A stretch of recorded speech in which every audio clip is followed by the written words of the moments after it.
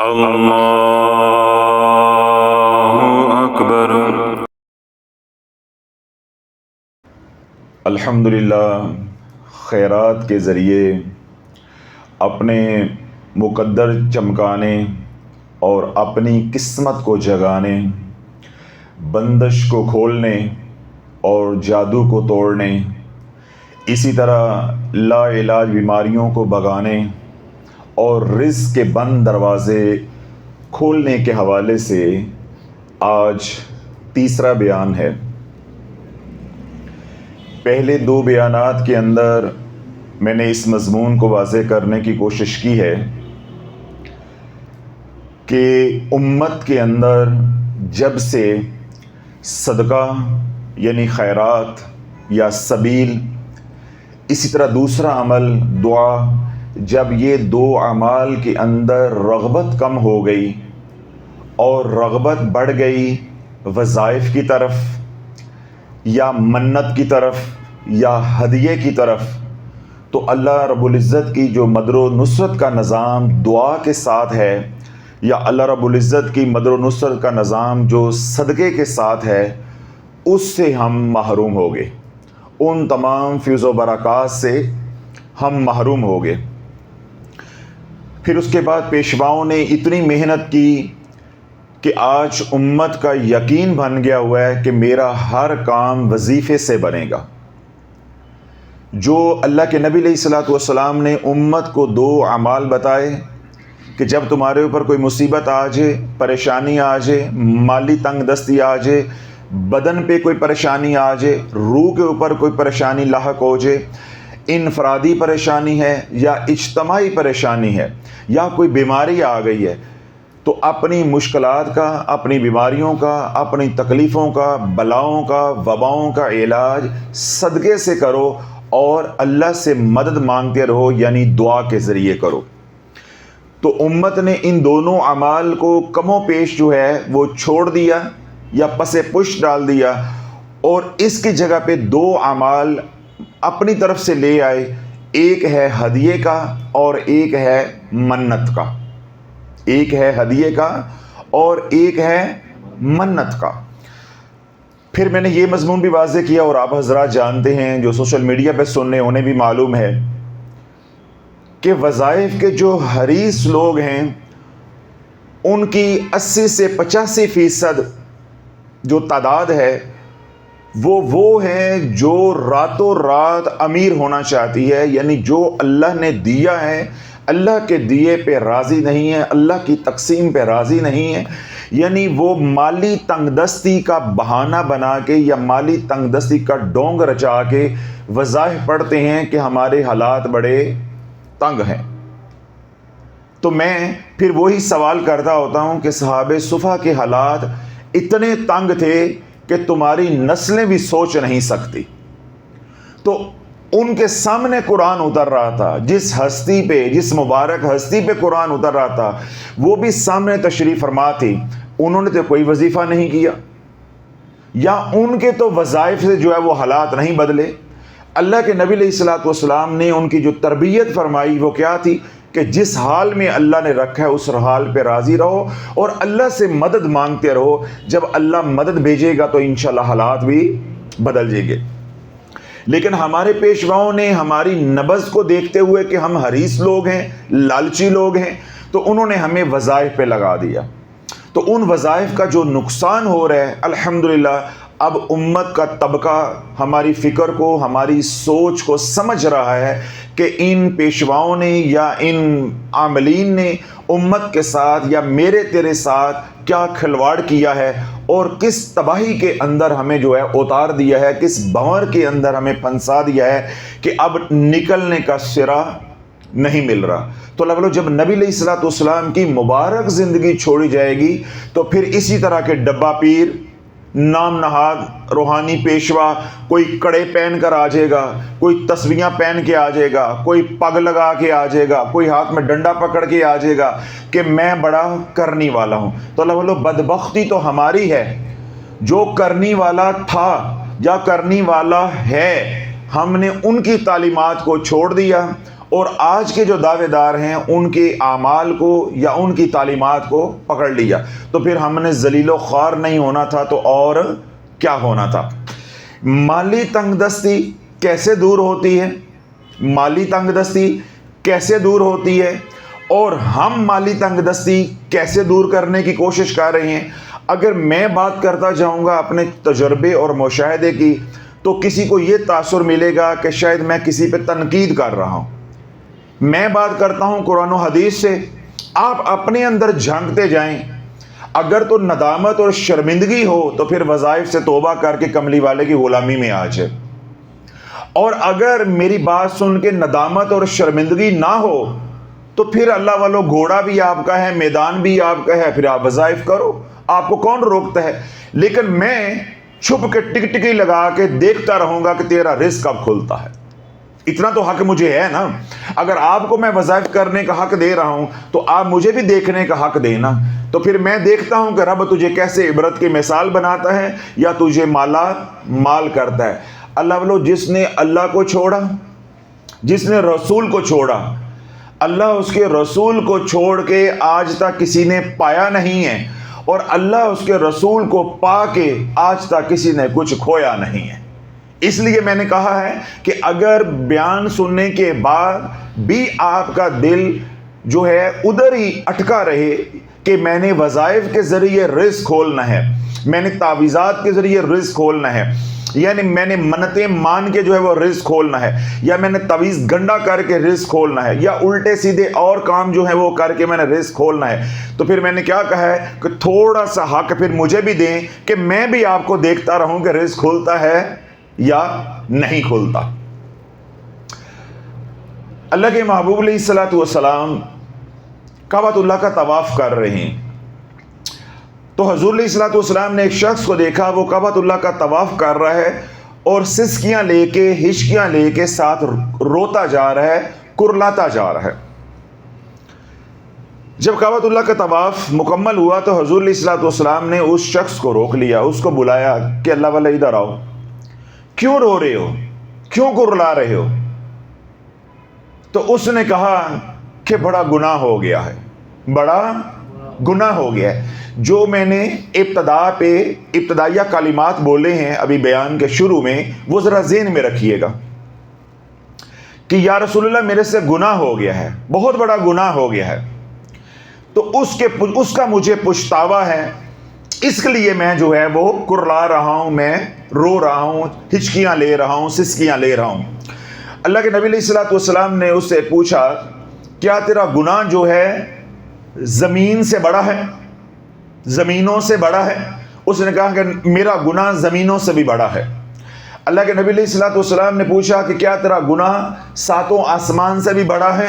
اس نے کہا ہاں میرا گناہ ساتوں آسمان سے بھی بڑا ہے۔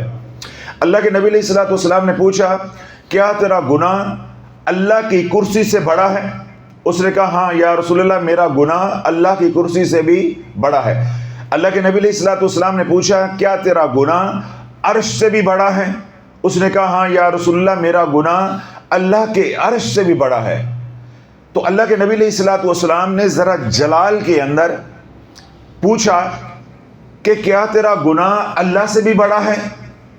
کیا تیرا گناہ اللہ سے بھی بڑا ہے؟ اس نے کہا نہیں میرا گناہ اللہ سے تو بڑا نہیں ہے، اللہ بڑا ہے، اللہ بڑا ہے۔ تو جب اس نے یہ جواب دیا تو حضور علیہ الصلوۃ والسلام نے پوچھا کہ آخر تو نے کون سا گناہ کیا ہے کہ جو ساتوں زمین سے بھی بڑا ہے، ساتوں آسمان سے بھی بڑا ہے، اللہ کی کرسی سے بھی بڑا ہے، اللہ کے عرش سے بھی بڑا ہے؟ اس نے کہا کہ یا رسول اللہ اللہ نے مجھے اتنا مال دیا، اللہ نے مجھے بغیر حساب کے اتنا مال دیا، لیکن میری بد نصیبی، میری بدبختی ایسی آئی یا مجھے برے دنوں نے ایسا گھیر لیا، میری طبیعت ایسی ہو گئی کہ جب کوئی میرے در پہ سائل بن کر آ جاتا تو مجھے یوں محسوس ہوتا کہ یہ اپنے ہاتھ میں آگ کا شعلہ لے کے میرے پاس آ گیا ہے، کہ یہ میرے مال کو کم کر دے گا، یہ میرے مال کو جلا دے گا۔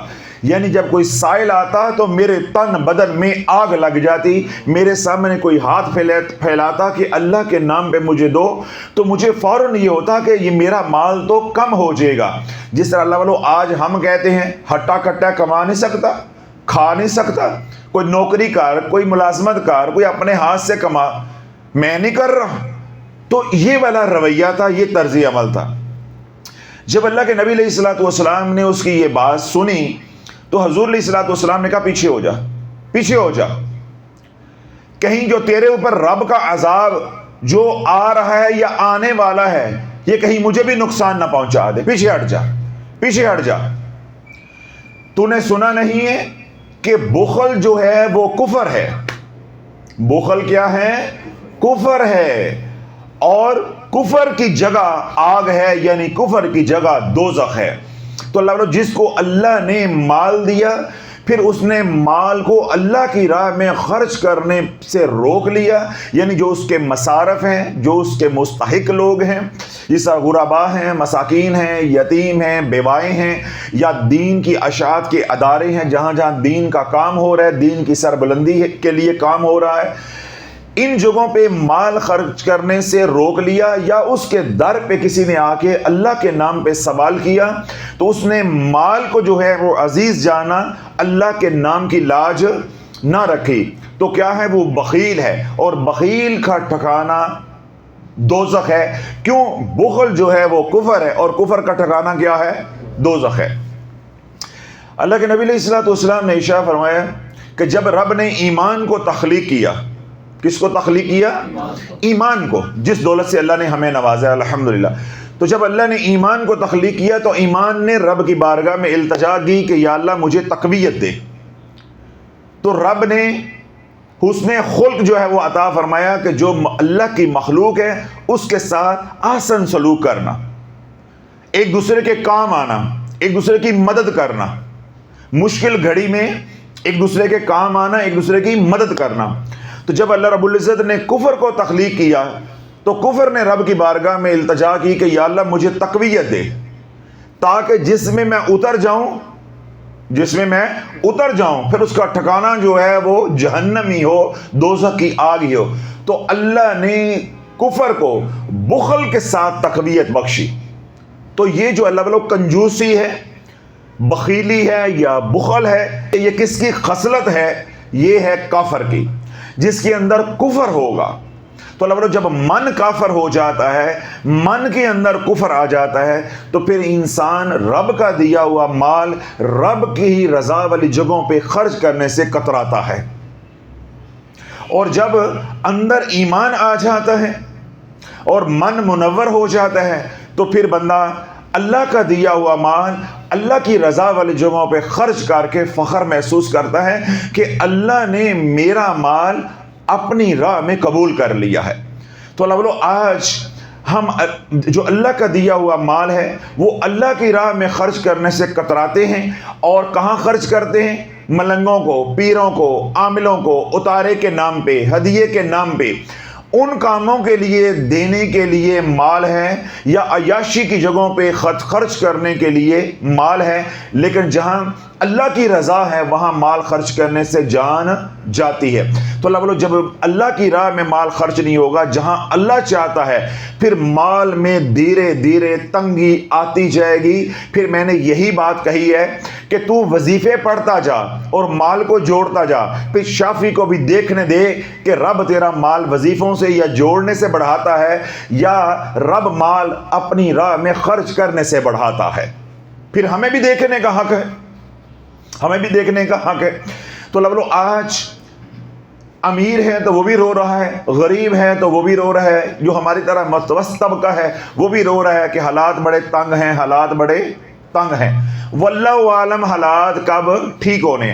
اگر تو یہ بات مان رہا ہے کہ حالات تنگی والے ہیں تو ہر مسئلے کا حل شریعت مطہرہ میں ہے، تو نبی علیہ الصلوۃ والسلام کے در اقدس پہ دستک کیوں نہیں دیتا کہ یا رسول اللہ حالات تنگ ہیں، آپ کی شریعت مجھے بتائے کہ ان حالات سے میں نے کیسے نکلنا ہے۔ تو پھر کوئی اللہ والا تجھے حدیث سنائے گا، کوئی قرآن سنائے گا، کوئی تجھے نبی علیہ السلام کا فرمان بتلائے گا کہ جب حالات تنگی والے ہو جائیں تو جو اللہ نے دیا ہے، جتنی گنجائش ہے، اس کے ساتھ اللہ کے ساتھ تجارت کرو، اللہ کی راہ میں خرچ کرو، اللہ تیرے مال کو بڑھاتا جائے گا، اللہ تیرے مال کو بڑھاتا جائے گا۔ تو نے نبی علیہ السلام کے در اقدس پہ آ کے سوال نہیں کیا، تو نے ملنگوں کے پاس جا کے سوال کیا، پیروں کے پاس جا کے سوال کیا، عاملین کے پاس جا کے سوال کیا۔ انہوں نے پھر اپنے رستے پہ چلا دیا کہ یہ دبا دو، یہ لٹکا دو، یہ وظیفہ پڑھ لو، اور یہ پڑھائی کر لو، یہ فلاں کام کر لو، اس سے تمہارا رزق جو ہے وہ بڑھ جائے گا۔ تو اللہ بولو رزق ایسے ہی بڑھے گا جیسا اللہ چاہے گا، یا اللہ نے اپنے محبوب علیہ السلام کے ذریعے ہمیں طریقہ بتایا ہے، ہمیں طریقہ بتایا ہے۔ رب کیا قرآن میں فرماتا ہے، الذین ينفقون اموالہم باللیل والنہار سرا وعلانیہ، اور وہ لوگ جو مال یعنی اپنا مال اللہ کی راہ میں خرچ کرتے ہیں رات کے اندھیرے میں یا دن کی روشنی میں، مخفی طریقے سے یا ظاہر کر کے علانیہ طور پہ۔ الذین ينفقون اموالہم باللیل والنہار سرا وعلانیۃ فلہم اجرہم عند ربہم عند ربہم ولا خوف علیہم ولا ہم یحزنون۔ جو اپنا مال اللہ کی راہ میں خرچ کرتے ہیں رات کے اندھیرے میں یا دن کی روشنی میں، سب کے سامنے علانیہ طور پہ یا مخفی طریقے سے، ایک ہاتھ سے دیتے ہیں دوسرے ہاتھ کو خبر نہیں ہوتی، تو رب کیا فرماتا ہے کہ ان کے لیے اجر ہے، رب کے پاس بہت بڑا اجر ہے۔ پھر کیا ہوگا؟ کل قیامت کا دن ہوگا میدان معاشر میں، ولا خوف علیہم ولا ہم یحزنون، نہ انہیں کوئی ڈر ہوگا اور نہ وہ رنجیدہ ہوں گے۔ اللہ رب العزت ایسی پرسکون زندگی انہیں عطا فرمائے گا۔ پھر اللہ کے نبی علیہ السلام کا ارشاد پاک ہے کہ ہر کوئی اپنے صدقے کے سائے میں ہوگا، اپنی خیرات کے سائے میں ہوگا۔ وہ مال جو اس نے سبیل کر دیا، اللہ کی راہ میں خرچ کر دیا، جتنی اس نے خیرات کی ہوگی، صدقہ کیا ہوگا، سبیل چلائی ہوگی، اسی کے مطابق اس کو اللہ رب العزت کا عرش کا سایہ جو ہے وہ نصیب ہوگا۔ تو اللہ جو رب قیامت کے دن یعنی آخرت میں اتنے اعزاز و اکرام سے نواز رہا ہے، اتنی عزت دے رہا ہے، اتنی بڑی کامیابی دے رہا ہے، کیا آخر دنیا کے اندر میرا رب جو ہے وہ 2 وقت کی روٹی نہیں دے گا، یا صدقہ خیرات کرنے والے کو محتاج کر دے گا، یا صدقہ خیرات کرنے والا کا مال کم کر دے گا؟ رب تو فرماتا کہ ہم ضربے لگا کے دیں گے، تیرے مال کو بڑھائیں گے نہیں بلکہ اتنا بڑھا دیں گے کہ تیرا گمان بھی وہاں نہیں آ سکتا۔ تو اللہ بولو مال بڑھتا ہے اللہ کی راہ میں خرچ کرنے سے، مال وظائف سے نہیں بڑھتا، وظائف سے، ذکر سے برکت آتی ہے۔ کیا آتی ہے؟ برکت آتی ہے۔ وہ وظائف یا وہ ذکر جو اللہ کے نبی نے تلقین کیا ہے، جو آج ہم نے وظائف بنا لیے ہیں، ان سے رجت آتی ہے، ان سے تو اللہ والوں آیا ہوا مال بھی چلا جاتا ہے۔ تو میں نے کیا بات شروع میں کہی کہ 80-85% لوگ جو وظائف پڑھتے ہیں وہ ڈونگ کیا رچاتے ہیں، یا ان کے پاس بہانہ یا جواز وظائف پڑھنے کا کیا ہوتا ہے کہ مالی تنگ دستی سے نکلنے کے لیے ہم وظائف کر رہے ہیں۔ تو مالی تنگ دستی سے نکلنے کا حل کیا ہے کہ اللہ سے مدد مانگتے رہو، ہمت کرو، کماؤ، جو اللہ نے اسباب دی ہیں وہ اختیار کرو، اور ساتھ جو اللہ نے مال دیا ہے اس میں سے تھوڑا بہت مال جو ہے وہ اللہ کی راہ میں خرچ کرتے رہو۔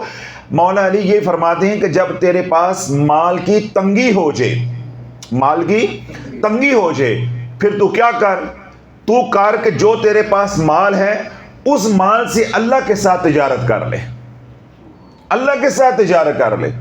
تو کیا ہوگا کہ اللہ جو ہے وہ 30% تجھے یہاں دے گا، 70% آگے دے گا، یا 10% یہاں دے گا، 90% آگے دے گا۔ تو 1 درم جو ہے وہ خرچ کرے گا، اللہ 1 درم کے ساتھ ضرب میں لگا کے یہاں بھی دے دے گا، 1 کو 10 کر دے گا، اور 90 آخرت میں عطا کر دے گا۔ اللہ بولو میں نے 1 روپیہ خرچ کیا تو مجھے اس کے عوض 10 روپے مل گئے، اور 90 آخرت میں مل گئے، تو میری دنیا بھی بن گئی اور میری آخرت بھی بن گئی۔ اب ذرا سنیے گا، اسما بنت ابی بکر رضی اللہ تعالی عنہا سیدنا ابو بکر صدیق رضی اللہ تعالیٰ عنہ کی صاحبزادی ہیں، روایت کرتی ہیں کہ حضور علیہ الصلوۃ والسلام نے ارشاد فرمایا کہ صدقہ مت روکو، جاگتے رہیے گا، صدقہ مت روکو، اللہ تمہارے رزق کو روک دے گا۔ صدقہ خیرات کو مت روکو، اللہ تمہارے رزق کو روک دے گا، رزق کو روک دے گا۔ اب میں ایک بات کہہ کے دوبارہ اصل موضوع کی طرف آتا ہوں، ہے تو یہ بھی موضوع کی بات ہی ہے۔ جس طرح ہمارے بدن سے جو کچھ ہم کھاتے ہیں یا پیتے ہیں وہ ہمارے بدن سے فضلے کی صورت میں نکلتا ہے، بات سمجھ آ رہی؟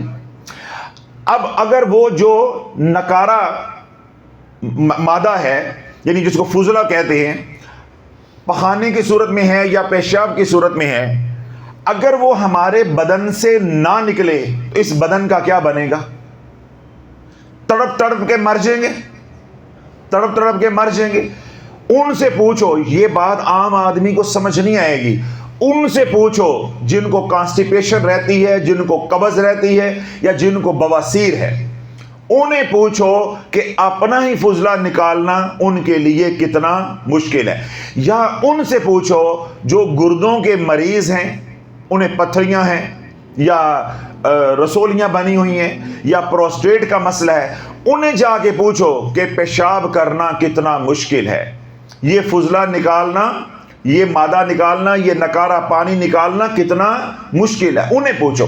تو اللہ بولو اب یہ ہم نے کھایا، اس میں سے جو نکلنا تھا، جو خارج ہونا تھا، اگر وہ خارج نہیں ہوتا تو وہ تھوڑا سا فضلہ اس پورے بدن کو کیا کرے گا؟ موت کے گھاٹ اتار سکتا ہے۔ ایسا ہی ہے، اس میں کوئی دو رائے؟ اللہ نہ کرے پیشاب رک جائے یا پخانہ رک جائے تو یہ 6 فٹ کے بندے کو کہاں اتار دے گا؟ قبر کے اندر۔ ایسے ہی ہے۔ اسی طرح اللہ والو مال کا معاملہ ہے، مال میں زکوٰۃ کیا ہے؟ 2.5%۔ جب وہ 2.5% روکو گے وہ 97.5% کو بھی جلا کے راکھ کر دے گے۔ جس طرح ہم نے 3 گلاس پانی پیا، 4 گلاس پانی پیا تو پیشاب تو آیا اتنا سا، جب وہ اتنا سا پیشاب رکا تو وہ ساری جان کو لینے کا سبب بن گیا، جان لیوا ثابت ہو گیا۔ بے نہیں، اللہ والو مال تو ہے اتنا سا 2.5%، جب اس کو روکا یا خوشی سے جو صدقہ خیرات کرنا ہے اس کو جب روکا، وہ مال تو ہے اتنا سا لیکن وہ سارے کو برباد کرنے کا سبب بن جائے گا۔ جس طرح اللہ والو پخانہ یا پیشاب فضلہ ہے، یہ گندگی ہے، اس گندگی کو نکلنا ضروری ہے۔ اگر یہ گندگی بدن کے اندر رہے گی یہ سارے بدن کو برباد کر دے گی، یہاں تک کہ یہ جان لیوا بھی ثابت ہو سکتی ہے۔ بے نہیں، مال کے اندر گندگی ہے، آگ ہے، اس آگ کا نکلنا ضروری ہے۔ جب وہ آگ نہیں نکلے گی تو کیا ہوگا؟ وہ سارے مال کو بھی جلا کے راکھ کر دے گی۔ اللہ والو جب آج ہم زکوٰۃ نہیں دیتے، عشر نہیں دیتے، اس طرح جو حقوق دوسرے جہاں خرچ کرنا ہے وہاں نہیں کرتے، مال وقتی طور پہ وہ بڑھتا جاتا ہے، بڑھتا جاتا ہے، انسان یہ کہتا ہے میرے اکاؤنٹ کے اندر پہلے 99,000 روپیہ تھا، اب 15,000 میں نے اور جمع کروایا ہے، 1,14,000 ہو گیا، میرا مال بڑھتا جا رہا ہے۔ اللہ دیکھتا ہے، میں دیکھتا ہوں کہ مال کیسے بڑھتا ہے۔ جب مال وہ 1.5-2 لاکھ ہو جاتا ہے انسان اور مطمئن ہو جاتا ہے کہ میں اگر زکوٰۃ نہیں دی تو کیا فرق پڑ گیا، میں نے خیرات نہیں کی، میں نے صدقہ نہیں کیا تو کیا فرق پڑ گیا۔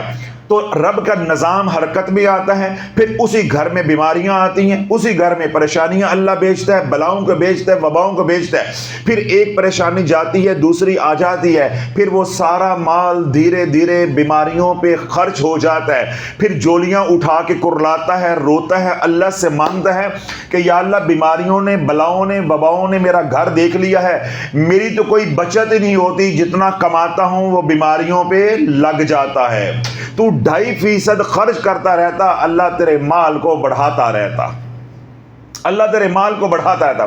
اب عقل اللہ والو یہ کہتی ہے کہ میں 100 میں سے 2.5 نکالوں گا تو باقی 97.5 رہ جائیں گے، مال کم ہوتا ہے۔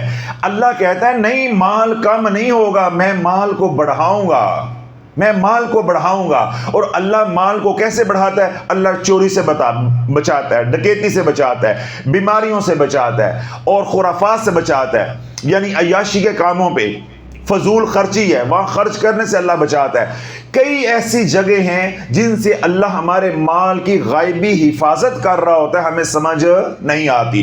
پھر کیا ہوتا ہے، مال زیادہ جڑ گیا، 2 کروڑ 2.5 کروڑ 4 کروڑ 5 کروڑ ہو گیا، کاروبار میں لگایا، کاروبار کے اندر خسارہ آیا، ادھر خسارہ آیا، ادھر دل کا دورہ آیا، مال بھی گیا، جان بھی گئی۔ اب اللہ کہتا ہے جوڑ کے دیکھ لے، ایک ہی دفعہ اللہ سارا لے گیا۔ یا نہیں تو کاروبار کے اندر مال ڈالا، جب کاروبار جوبن پہ پہنچ گیا، پارٹنر جو ہے وہ بے ایمان ہو گیا، سارے کے اوپر قابض ہو گیا۔ اب رب عرشوں سے آواز دیتا، ہاں مال بڑھ گیا ہے یا مال کم ہوا ہے، مال بڑھ گیا ہے یا مال کم ہو گیا۔ اگر یہ صورت بھی نہیں ہے تو اللہ ڈاکو کو بیچ دے گا۔ کس کو بھیج دے گا؟ ڈاکو کو بھیج دے گا، وہ سارا لے جائے گا۔ جب سارا لے کے تو کرلا رہا ہوگا، پھر رب آواز دے گا، ہاں اب بتا مال بڑھ گیا ہے یا مال کم ہو گیا۔ اگر یہ صورت بھی نہیں ہے تو اللہ بیماریاں بھیج دے گا، پھر رب آواز دے گا، ہاں مال بڑھ گیا ہے یا مال کم ہو گیا ہے۔ اگر یہ صورت بھی نہیں ہے، اللہ اولاد کو نافرمان کر دے گا، تیری زندگی میں لوٹ کے کھا جائیں گے، تیرے سامنے سینہ تان کے کھڑے ہو جائیں گے، ہمارا حصہ نکالو۔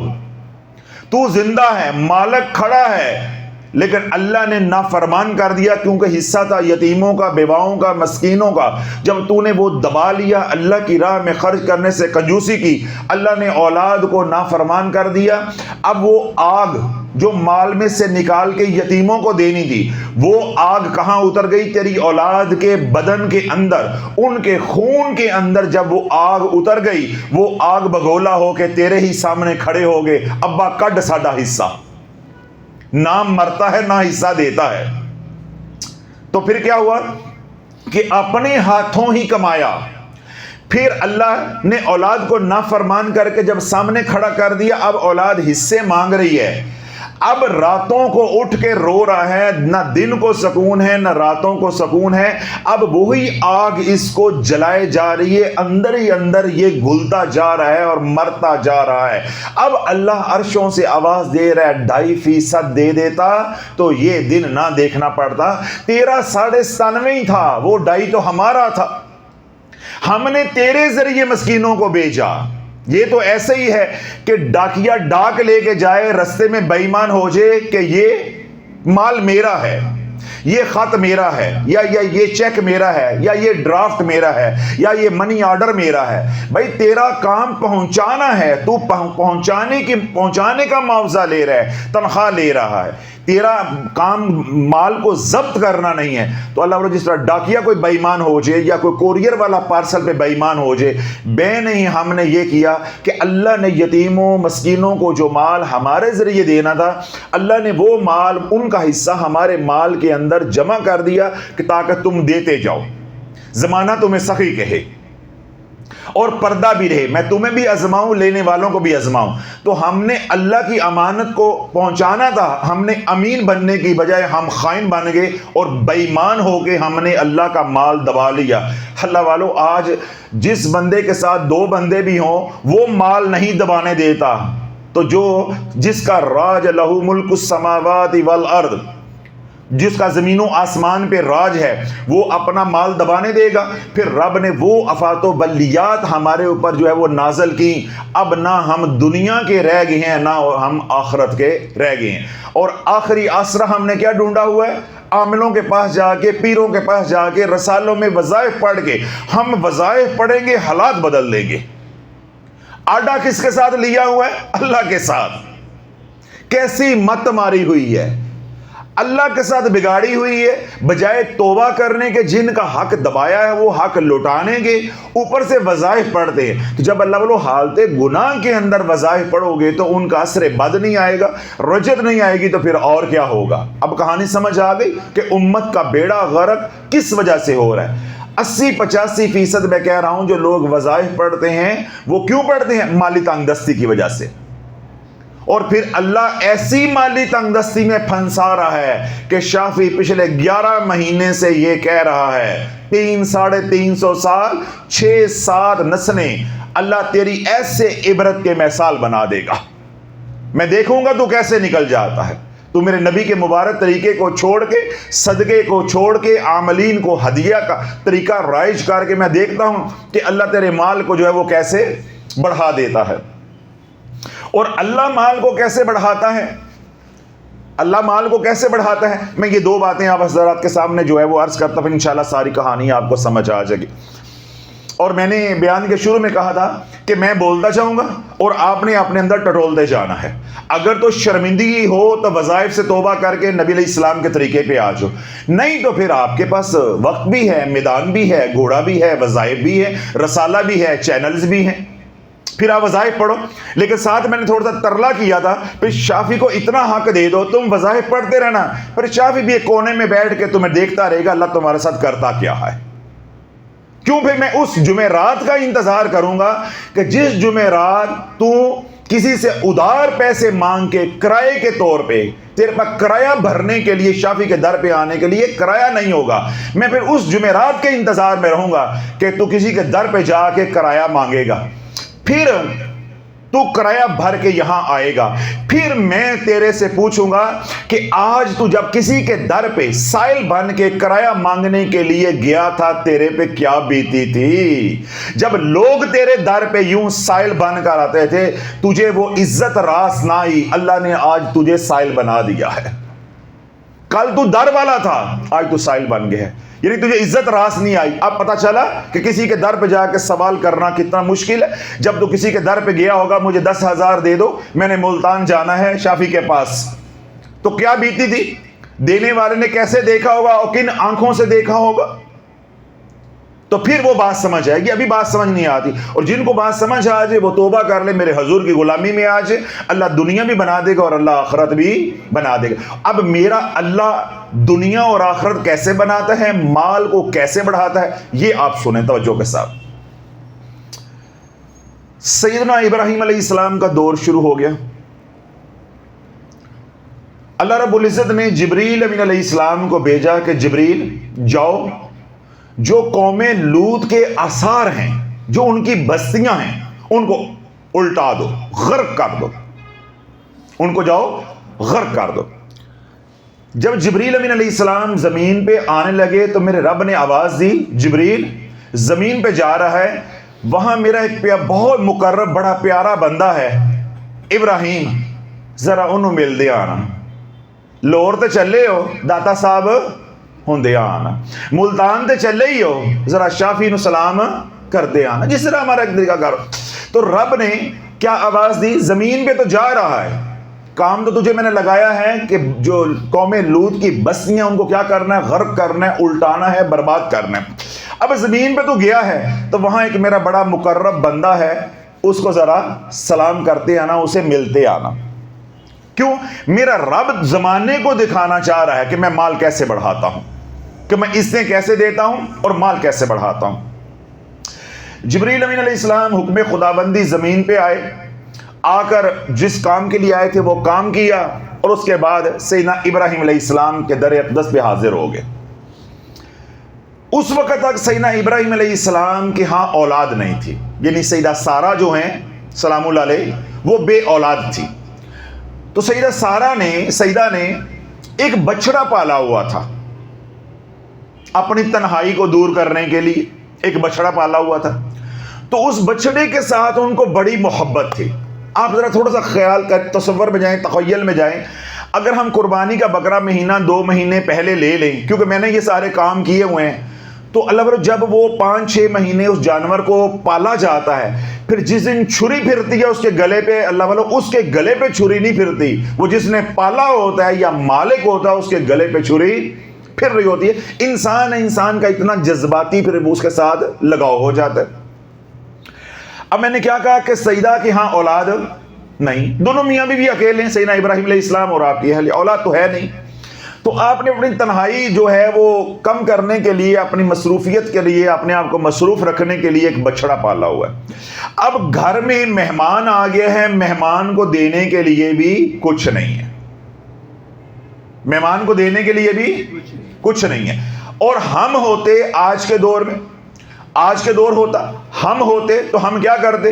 لے ایک آپ مرن دے ہیں بھوکے، اتوں آ گیا۔ ہمارے گھر میں مہمان آ جائے تو ہمارے ماتھے پہ بل پڑ جاتا ہے کہ آپ خرچہ آ گیا ہے، حالانکہ مہمان کیا ہے؟ رحمت ہے۔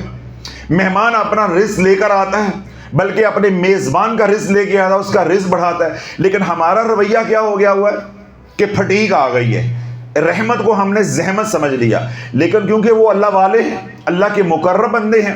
جب جبریل امین علیہ السلام سیدنا ابراہیم علیہ السلام کے در اقدس پہ حاضر ہوئے، اب گھر میں پیش کرنے کے لیے کچھ نہیں ہے. دونوں میاں بیوی نے مشورہ کیا تو سیدہ نے کہا، سیدنا ابراہیم علیہ السلام کی اہلیہ نے کہا کہ اور تو کچھ نہیں ہے، مہمان رحمت بن کر آیا ہے، اللہ کی طرف سے آیا ہے، تو میں اپنا بچڑا اللہ کے نام پہ قربان کرتی ہوں. دل کرتا دینے کو، دل کرتا دینے کو. اللہ امتحان لیتا ہے. ہم کیا کہتے ہیں کہ جب امیر ہو جاؤں گا پھر مال خرچ کروں گا. اللہ کہتا ہے جب میں نے تو اتنا دیا ہے، اس کی اتنی محبت ہے تو خرچ نہیں کر پا رہا، تو جب اتنا دے دوں گا پھر خرچ کر لے گا. یعنی بندہ عجیب و غریب جو ہے وہ سوال اللہ کے سامنے یا شرائط بنی اسرائیل کی طرح اللہ کے سامنے رکھتا ہے کہ نہیں مجھے امیر کر دے پھر میں خرچ کروں گا. تو بندہ کبھی سوچے کہ اتنا سے ہے وہ خرچ نہیں ہو رہا، تو جب اتنا ہو جائے گا پھر حوصلہ پڑے گا خرچ کرنے کو. جو بندہ 1 روپیہ اللہ کے نام پہ نہیں دے سکتا تو اللہ اس کو ارب دے دے تو ارب کے اوپر 2.5 کروڑ روپیہ زکوٰۃ ہوگی. جو روپیہ دے کے راضی نہیں ہے وہ 2.5 کروڑ دے دے گا، وہ 2.5 کروڑ دے دے گا. تو سیدہ سارہ سلام اللہ علیہ نے یعنی اپنے شوہر سیدنا ابراہیم علیہ السلام کی بارگاہ میں عرض کی کہ مہمان اللہ کی رحمت ہے، ہمارے گھر میں اللہ کی رحمت آئی ہے، تو میں اپنا بچڑا اللہ کے نام پہ قربان کرتی ہوں. آپ اس بچڑے کو ذبح کریں اور اس کا گوشت بنائیں اور اس کو گوشت بنا کے ہم اپنے مہمان کی تواضع کرتے ہیں. بچڑے کو ذبح کیا.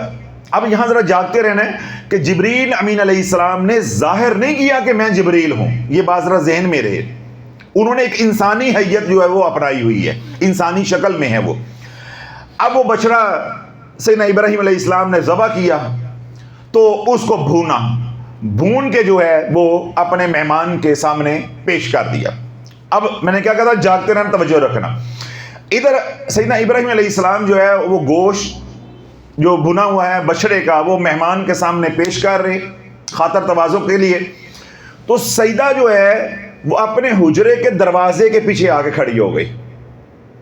اللہ بولو، جب اللہ کے ساتھ محبت ہوگا، اللہ کے ساتھ پیار ہوگا، اب وہ کیا دیکھ رہی ہیں کہ آیا مہمان خوشی سے کھاتا ہے یا کھا کر خوش ہوتا ہے. یعنی ان کو اتنی چاہت ہے کہ ہمارے گھر میں مہمان آیا ہے، وہ مہمان ہمارے گھر سے اتنا خوش ہو کے جائے. اس کی خوشی اللہ کی خوشی ہے کیونکہ وہ اللہ کی طرف سے رحمت بن کر آیا ہے. اب وہ دیکھ رہی ہیں. ادھر سیدنا ابراہیم علیہ السلام کچھ اٹھانے کے لیے حجرے میں واپس آئے تو سیدہ کہاں کھڑی ہیں؟ پردے کے پیچھے، دروازے کے پیچھے. تو ابراہیم علیہ السلام نے پوچھا کہ اللہ بھائی تو یہاں کیوں کھڑی ہے؟ تو انہوں نے عرض کیا کہ میں اس لیے کھڑی ہوں کہ میں مہمان کو دیکھنا چاہتی ہوں کہ مہمان بھنا ہوا گوشت کھا کے خوش ہوا ہے کہ نہیں ہوا، راضی ہوا ہے کہ نہیں ہوا.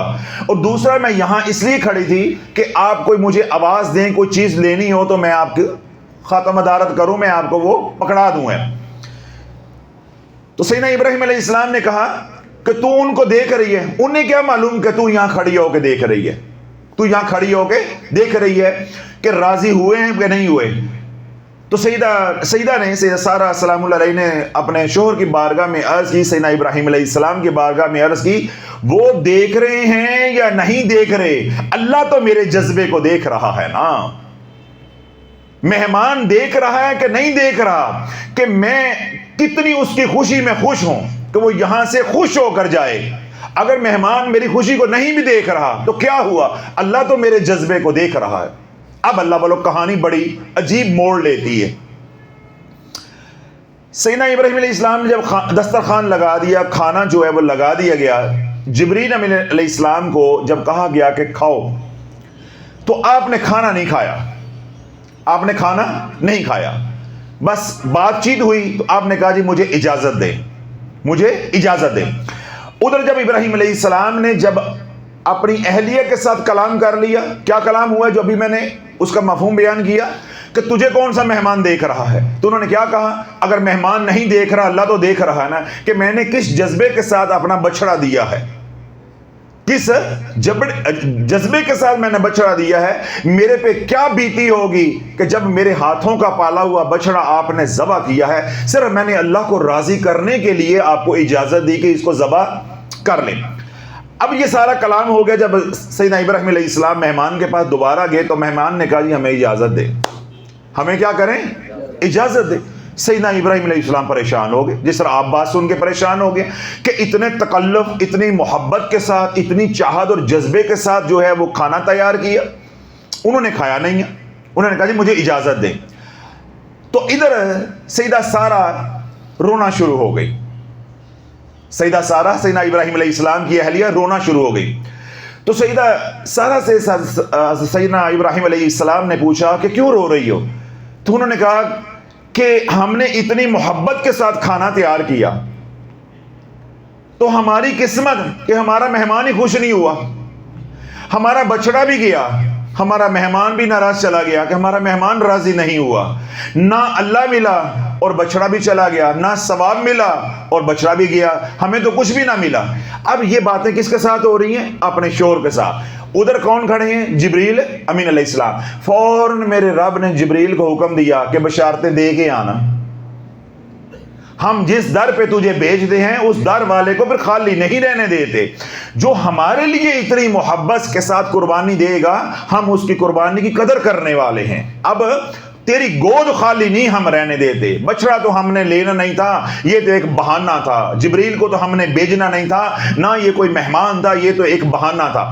اب جبریل امین علیہ السلام نے اللہ کے حکم کو سامنے رکھتے ہوئے پہلی بشارت دی کہ اے میزبان اپنے اہلیہ کو جا کر کہہ دیں کہ اللہ اس کی گود کو بھرے گا، اللہ اس کی گود کو بھرے گا۔ پھر جو بنا ہوا بچڑا تھا، جو اس کا گوشت پڑا تھا، جبریل امین علیہ السلام نے اس کے اوپر ہاتھ پھیرا اور اللہ کے حکم سے وہ دوبارہ زندہ ہو گیا۔ جب وہ زندہ ہو گیا تو جبریل امین علیہ السلام نے کہا کہ آنا جبریل، میں جبریل ہوں۔ تو جس رب نے اس مردہ کو زندہ کر دیا ہے، آپ یہ نہ سوچیں کہ عمر کا اتنا حصہ گزر چکا ہے اب اولاد کیسے ہو سکتی ہے۔ جو رب اس مرے کو زندہ کر سکتا ہے وہ سارہ کی گود بھی بھر سکتا ہے، وہ سارہ کی گود بھی بھر سکتا ہے۔ پھر اسی گود میں سیدنا اسحاق کھیلے، اللہ نے اولاد سے جو وہ نواز دیا۔ اب اللہ والو جب وہ بچڑا زندہ ہو گیا، ادھر سیدنا اسحاق پیدا ہو گئی، یعنی اولاد بھی مل گئی، آگے سیدہ ہاجرہ کے ساتھ بھی نکاح ہو گیا، ادھر سے سیدنا اسماعیل علیہ السلام کا نسب جو وہ چل پڑا۔ اب وہ ایک بچڑا، اب ذرا جاگتے رہنا ہے، اب وہ ایک بچڑا جو اللہ کی راہ میں قربان کیا تھا، اللہ نے مال کو اتنا بڑھایا کہ اتنے مال کے ریوڑ ہو گئے، اتنا مال جو ہے وہ کثیر ہوا، اللہ نے ایسی برکت ڈالی کہ یہ میری راہ میں خرچ کیا گیا ہے کہ سیدنا ابراہیم علیہ السلام کا جو مال تھا، یعنی جو آپ کے ریوڑ تھے، ان ریوڑ کو سنبھالنے کے لیے 12,000 شکاری کتے تھے، 12,000 شکاری کتے تھے۔ اس سے اللہ والو آپ اندازہ لگائیں کہ اللہ نے اپنے خلیل کو کتنا مال دیا، ایک بچڑا قربان کرنے پہ اللہ نے اتنا مال دیا۔ 12,000 جس ریوڑ کو یا مال کو سنبھالنے کے لیے شکاری کتے ہیں، چرواہے کتنے ہوں گے، ملازموں کی تعداد کتنی ہوگی، یا وہ جانور جو ہیں، مویشی جو ہیں، جو بکریاں ہیں، بیڑے ہیں یا اونٹ ہیں، ان کی تعداد کتنی ہوگی؟ کوئی سوچ سکتا ہے؟ قربان کیا تھا؟ ایک بچڑا۔ اللہ والو 1 روپے کا سوال ہے، 1 روپے کا سوال ہے۔ جب رب دینے پہ آتا ہے 1 روپے سے رنگ لگا دیتا ہے، اور جب رب اجاڑنے پہ آتا ہے 1 روپے سے ہی اجاڑ دیتا ہے، 1 روپے سے اجاڑ دیتا ہے۔ اس لیے کبھی کوئی تمہارے در پہ منگتا بن کر آ جائے تو یہ نہ سمجھا کرو، یہ میں آج آپ کو پتہ کی بات بتا رہا ہوں، یہ نہ سمجھا کرو کہ یہ خضر آیا ہے، یہ عمران آیا ہے، یہ حفیظ صاحب آئے ہیں، یہ بلوچ صاحب آئے ہیں۔ نہیں، ہو سکتا ہے کہ وہ رب کا فرشتہ آیا ہو سکتا ہے کوئی جنات کی دنیا میں کوئی جن آیا ہو سکتا ہے کوئی زمانے کا ولی آیا ہو، اس کے لطائف میں وہ شکل دھاری ہو۔ تمہیں کیا معلوم کہ مانگنے والا کون ہے؟ تو مانگنے والے کو نہ دیکھ، تو یہ دیکھ کہ بھیجنے والا کون ہے، کہ میرے اللہ نے مجھے اتنی عزت دی ہے کہ ایک منگتے کو میرے در پہ بیچ دیا ہے۔ اللہ اس کی ضرورتیں گھر بیٹھے پوری کر دیتا تو اس کو میرے پاس آنے کی ضرورت تھی؟ میرے پاس ضرورت تھی؟ تو یہ اللہ نے جو عزت دی ہے، اس عزت کو سمجھو، سائل کو نہ سمجھو، بھیجنے والے کو سمجھو۔ اس لیے سیدنا شیخ عبد القادر جیلانی رحمۃ اللہ علیہ سے، ہمارے سلسلہ علیہ قادریہ شافعیہ کے امام، جب آپ سے سوال کیا کہ شیخ یہ بتائیں کہ بسا اوقات جو مانگنے والا ہوتا ہے یعنی سائل ہوتا ہے وہ مستحق نہیں ہوتا،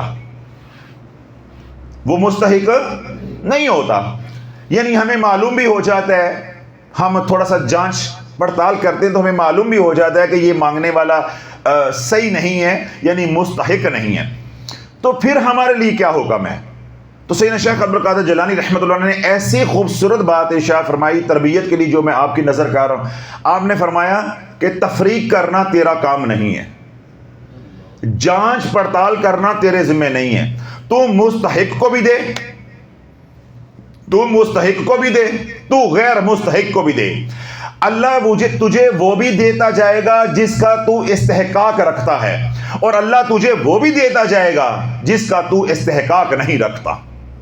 یعنی جب ہم یہ تفریق کیے بغیر اللہ کی راہ میں مال دیں گے، ہم یہ نہیں سوچیں گے کہ یہ مستحق ہے یا مستحق نہیں ہے، ہم صرف یہ دیکھیں گے کہ یہ اس وقت سائل ہے کہ نہیں، یہ میرے در پہ سائل بن کر آیا ہے کہ نہیں۔ ہمیں اس سے کوئی غرض نہیں ہے کہ یہ 1 نمبر ہے، یہ 2 نمبر ہے۔ جب اس نے اللہ کے نام پہ ہاتھ پھیلا دیا تو اب ہم نے تحقیق نہیں کرنی، جو ہماری حیثیت ہے 1 روپیہ 10 روپے 50 روپے 100 روپے 1000 روپیہ لاکھ روپیہ، جو کسی کی حیثیت ہے دیں اور اللہ کے نام پہ دیں۔ تو سیدنا شیخ عبد القادر جیلانی رحمۃ اللہ کیا فرمایا کہ جب تو تفریق کیے بغیر دے گا تو اللہ بھی پھر تفریق کیے بغیر ہی تجھے دیتا جائے گا، جس کا تو استحقاق رکھتا ہے اللہ وہ بھی دے گا، اور جس کے لیے تو مستحق نہیں ہے، استحقاق نہیں رکھتا، اللہ وہ بھی تجھے دیتا جائے گا۔ اللہ والو، ہم تو 1 گلاس پانی کا بھی استحقاق نہیں رکھتے، اگر اللہ پرکھنے پہ آ گیا تو پھر کیا بنے گا؟ پھر کیا بنے گا؟ اب اللہ پرکھنے پہ آ گیا تو کیا بنے گا؟ ذرا آج ان سے پوچھو جنہوں نے غلط وظائف پڑھ کے گانٹھیں لگائی ہیں، گرہ لگائی ہیں، رجت کا شکار ہوئے ہیں، انہیں پوچھو شافی جو سمجھاتا ہے اب سمجھ آئی ہے شافی سچا روندا ہے؟ کل کہتے تھے مجھے کہ حضرت صاحب ذکر سے دور کرتے ہیں امت کو، قرآن سے دور کر رہے ہیں، اللہ کے ذکر سے دور کر رہے ہیں، اتنے خوفناک ڈرونے بیان کرتے ہیں یہ تو۔ اب ان سے پوچھو جو رجت کا شکار ہوئے ہیں کہ روٹی کیا ہے، رزق کیا ہے۔ جہاں ہاتھ ڈالتے ہیں ناکامی پہلے ہوتی ہے، ہاتھ بعد میں پہنچتا ہے، ہاتھ بعد میں پہنچتا ہے۔ انہیں پوچھو کہ اب سائل بن کے کسی کے در پہ جانا کیسا ہے؟ تو اللہ بولو رزق جو بڑھتا ہے وہ کس کے ذریعے بڑھتا ہے؟ خیرات کے ذریعے۔ اللہ کے راہ میں مال خرچ کرو اور اللہ کی یاد میں رہو، اللہ سے مدد مانگتے رہو۔ اللہ جب اس آزمائش کے دنوں سے نکال دے گا انشاءاللہ اللہ مالا مال بھی کر دے گا۔ اور ہم کدھر لگے ہوئے ہیں؟ ملنگوں کے پاس، پیروں کے پاس، وظیفوں کے پیچھے، کبھی دبانے والا کام، کبھی لٹکانے والا کام، کبھی پلانے والا کام، کبھی جلانے والا کام۔ اللہ والو کبھی خود سوچو، کبھی طوطا فال نکالنے والا پلازے کا مالک بنا ہے؟ تو تجھے جو وظیفے دے رہے ہیں یا تویز دے رہے ہیں، اگر یہ اتنی کرنی والے تویز ہیں تو یہ خود استعمال کیوں نہیں کر لیتے؟ یہ خود استعمال کیوں نہیں کر لیتے؟ انہوں نے یوٹیوب چینلز ہی بنانے تھے، یا انہوں نے آستانے بنا کے تویز ہی بیچنے تھے؟ یہ تو خود فراڈیے ہیں کہ تجھے لوٹ رہے ہیں، تیرا مال لوٹ رہے ہیں۔ کیوں؟ تو نے اپنا مال اللہ کی راہ میں لٹایا نہیں ہے، اللہ نے لٹیرے بیچ دیے، اللہ نے ڈاکو تیرے پہ مسلط کر دیے۔ اب کیا ہوا کہ وہ تیرا مال لوٹ کے خانقاہوں کے آستانوں کے مالک بن گئے ہیں، اور تو کیا ہو گیا ہے؟ رجت کا مریض بن گیا ہے۔ بنا تو بھی کچھ ہے، وہ مالدار بن گئے ہیں اور تو رجت کا مریض بن گیا ہے۔ وہ بھی حالت آزمائش میں ہیں، اللہ ان سے بھی نمٹے گا، تو بھی حالت آزمائش میں ہے۔ تو یہ دیکھ، تو نے نبی کا طریقہ چھوڑا، اللہ نے تجھے لٹایا کیسے ہے، اللہ نے تجھے برباد کیسے کیا ہے۔ اللہ نے تجھے بیماریوں سے بھی بچایا، تکلیفوں سے بچایا، اولاد کی نافرمانی سے بچایا، ڈکیتیوں سے بچایا۔ جب تیرا مال اکٹھا ہو گیا اللہ نے عامل کو بیچ دیا، اللہ نے عامل کو بیچ دیا، اللہ نے پیروں کے پاس بھیج دیا، تیرا سارا مال اب لٹ گیا۔ تو اللہ والو جو اللہ نے دیا ہے اس میں جو اللہ کا حصہ ہے وہ اللہ کے نام پہ لوٹاتے رہو، اللہ تمہارے اوپر رحمت کو تمام کرتا رہے گا۔ نہ وظائف کی ضرورت پڑے گی، نہ تعویذات کی ضرورت پڑے گی، نہ کسی کے در پہ جا کے اپنا پیٹ ننگا کر کے سوال کرو گے اللہ اس طرح کی ہر طرح کی محتاجی سے جو ہے وہ محفوظ بھی رکھے گا. بس نیت اور جذبہ یہ کر لو کہ جتنا اللہ نے دیا ہے، اگر اللہ نے ذرے دیے ہیں تو ان ذروں میں سے ایک ذرہ خیرات کر دو. اللہ نے روٹیاں دی ہیں ان روٹیوں میں سے ایک روٹی خیرات کر دو. اللہ نے بوریاں دی ہیں تو بوریوں میں سے ایک بوری خیرات کر دو. اللہ نے نوٹ دیے ہیں تو نوٹوں میں سے ایک نوٹ خیرات کر دو. اللہ یہ نہیں دیکھتا کہ اس نے لاکھ دیا ہے، اس نے روپیہ دیا ہے. اللہ جذبوں کو دیکھتا ہے، اللہ ارادوں کو دیکھتا ہے، اللہ نیتوں کو دیکھتا ہے. اللہ نیتوں کو دیکھتا ہے. اللہ کیسے نیتوں کو دیکھتا ہے، پھر مال کیسے دیتا ہے. اب میں آخری بات یہ توجہ کے ساتھ آپ حضرات نے سننی ہے. سیدنا داؤد علیہ السلام کا دور ہے. خاص طور پہ یہ بات میری مائیں بہنیں جو ہیں وہ توجہ کے ساتھ سنیں، اور جو سوشل میڈیا پہ سن رہے ہیں وہ بھی توجہ رکھیں کہ ماؤں بہنوں کی اصلاح ہو جائے تو اللہ والو ہمارا 90% مشن جو شافیہ کا ہے یہ مکمل ہو جائے گا. کیوں؟ اگر مائیں بہنیں جو ہے ملنگوں کے پاس جانے سے باز آ جائیں، یہ ڈیرے خود بخود ہی ویران ہو جائیں گے. یہ چینل جو ہے یہ خود بخود ہی یوٹیوب کے ڈیڈ ہو جائیں گے. جب مائیں بہنوں کو معلوم ہو جائے گا کہ رزق ویسے بڑھتا ہے جیسے شافی بتاتا ہے، تو شافی ویسے بتاتا ہے جیسے کملی والے نے بتایا ہے، تو جب وہ چینلز ہی نہیں دیکھیں گے، وہ رسالے ہی نہیں خریدیں گے، ان کے ساتھ رابطہ ہی نہیں کریں گے، تو کیا ہوگا؟ کملی والا بھی راضی ہو جائے گا، اللہ بھی راضی ہو جائے گا، اور ہمارے گھر بھی جو ہے وہ لٹنے سے بچ جائیں گے. اس لیے میں نے کہا خاص طور پہ خواتین جو ہے وہ توجہ کے ساتھ سنیں. سیدنا داؤد علیہ السلام کا دور ہے. ایک اماں ہے. کیا ہے؟ ایک اماں ہے. روٹی پکاتی ہے. جتنی روٹیاں پکاتی ہے اس میں سے 3 روٹیاں اللہ کے نام پہ قربان کر دیتی ہے. میں نے تھوڑے دیر پہلے جب بیان کیا، یعنی پہلا بیان خیرات کے عنوان سے کیا، تو میں نے کیا کہا تھا کہ کل تک ہماری ماؤں کے ہاتھ لمبے تھے، ناخن چھوٹے تھے، اور آج بدبختی کیا ہو گئی؟ ہماری ماؤں کے ہاتھ چھوٹے ہو گئے، ناخن لمبے ہو گئے. تو لمبے ناخن کس کی نشانی ہے؟ شیطانیت کی. تو جب شیطان ہر انگلی پہ آ کے بیٹھ گیا تو ہماری ماؤں بہنوں کی اکثریت کے کام بھی شیطانی ہو گئے. سارا دن غیبت، لگائی بجھائی، ایک دوسرے کے گھر جو ہے وہ برباد کرنا، جادو ٹونا کرنا، یہ ہماری ماؤں بہنوں کا وتیرہ بن گیا. قرآن کی تلاوت چلے گی، اللہ کا ذکر چلے گیا، تسبیحات چلے گی، نماز چلے گی، نیک اعمال کی توفیق چلے گی. اب اس کی جگہ پہ سٹار پلس آ گیا، HBO آ گیا، یا یوٹیوب آ گیا، سوشل میڈیا آ گیا. سارا دن ان کے پاس وقت ہے. وقت نہیں ہے تو کملی والے پہ درود پڑھنے کے لیے وقت نہیں ہے. عاملوں کو ڈیرے پہ جا کے تعویذ لینے کے لیے پیسے بھی ہیں، وقت بھی ہیں. اور اگر سائل نے آ کے گھر پہ دستک دے دی کہ اللہ کے نام پہ روٹی دے دو، ہٹا کٹا کل بھی آیا سی، کل بھی 2 روٹیاں دیتی ہیں، پھر آج آ گیا. یہ ہمارا رویہ بن گیا. تو میں نے کیا کہا کہ ہماری ماؤں کے ہاتھ لمبے تھے، ناخن چھوٹے تھے، اور آج کی ماؤں بہنوں کے ہاتھ چھوٹے ہو گئے، ناخن چڑیلوں کی طرح لمبے ہو گئے. تو پھر اللہ والو جب شیطان بیٹھا ہوگا ہر انگلی کے اوپر، تو وہ کام جو کریں گی وہ رحمانی ہوں گے یا شیطانی ہوں گے؟ شیطانی ہوں گے. وہ شیطانی ہوں گے. تو مائی کے ہاتھ تھے لمبے، سخاوت والے. مائی کیا کرتی ہے؟ بڑی اماں کیا کرتی ہے کہ روٹیاں پکاتی ہے، کوئی سائل آ جاتا ہے تو 3 روٹیاں اللہ کے نام پہ دے دیتی ہے. آج شام کو آٹا گوندا، روٹیاں لگائیں، سائل آیا، 3 روٹیاں اللہ کے نام پہ دے دی. اگلے دن آٹا پیس رہی تھی، یعنی رات کو آٹا جو گوندنا ہے، آٹا ختم ہو گیا. اب چکی کے اوپر کیا کیا جا رہا ہے؟ جو ہے وہ پیسے جا رہے ہیں آٹا بنانے کے لیے. جب وہ آٹا پیسا جا چکا، اب یہاں ذرا توجہ رکھنی، آٹا کیا ہو گیا؟ پیسا جا چکا. اب شام کو کیا کرنا ہے؟ اسے گوندنا ہے اور روٹیاں بنانی ہیں. ہوا آئی، سارا آٹا اڑ گیا. ہوا آئی، آٹا اڑ گیا. اب وہ اماں کرتی کیا ہے کہ اللہ کے نام پہ 3 روٹیاں دیتی ہے. بندہ دے صدقہ تو آٹا اڑ جائے، بندہ دے صدقہ نقصان ہو جائے، بندہ دے زکوٰۃ نقصان ہو جائے. یہ ممکن ہی نہیں ہے. وقتی نقصان ہوگا، ابدی نقصان اللہ نہیں ہونے دے گا.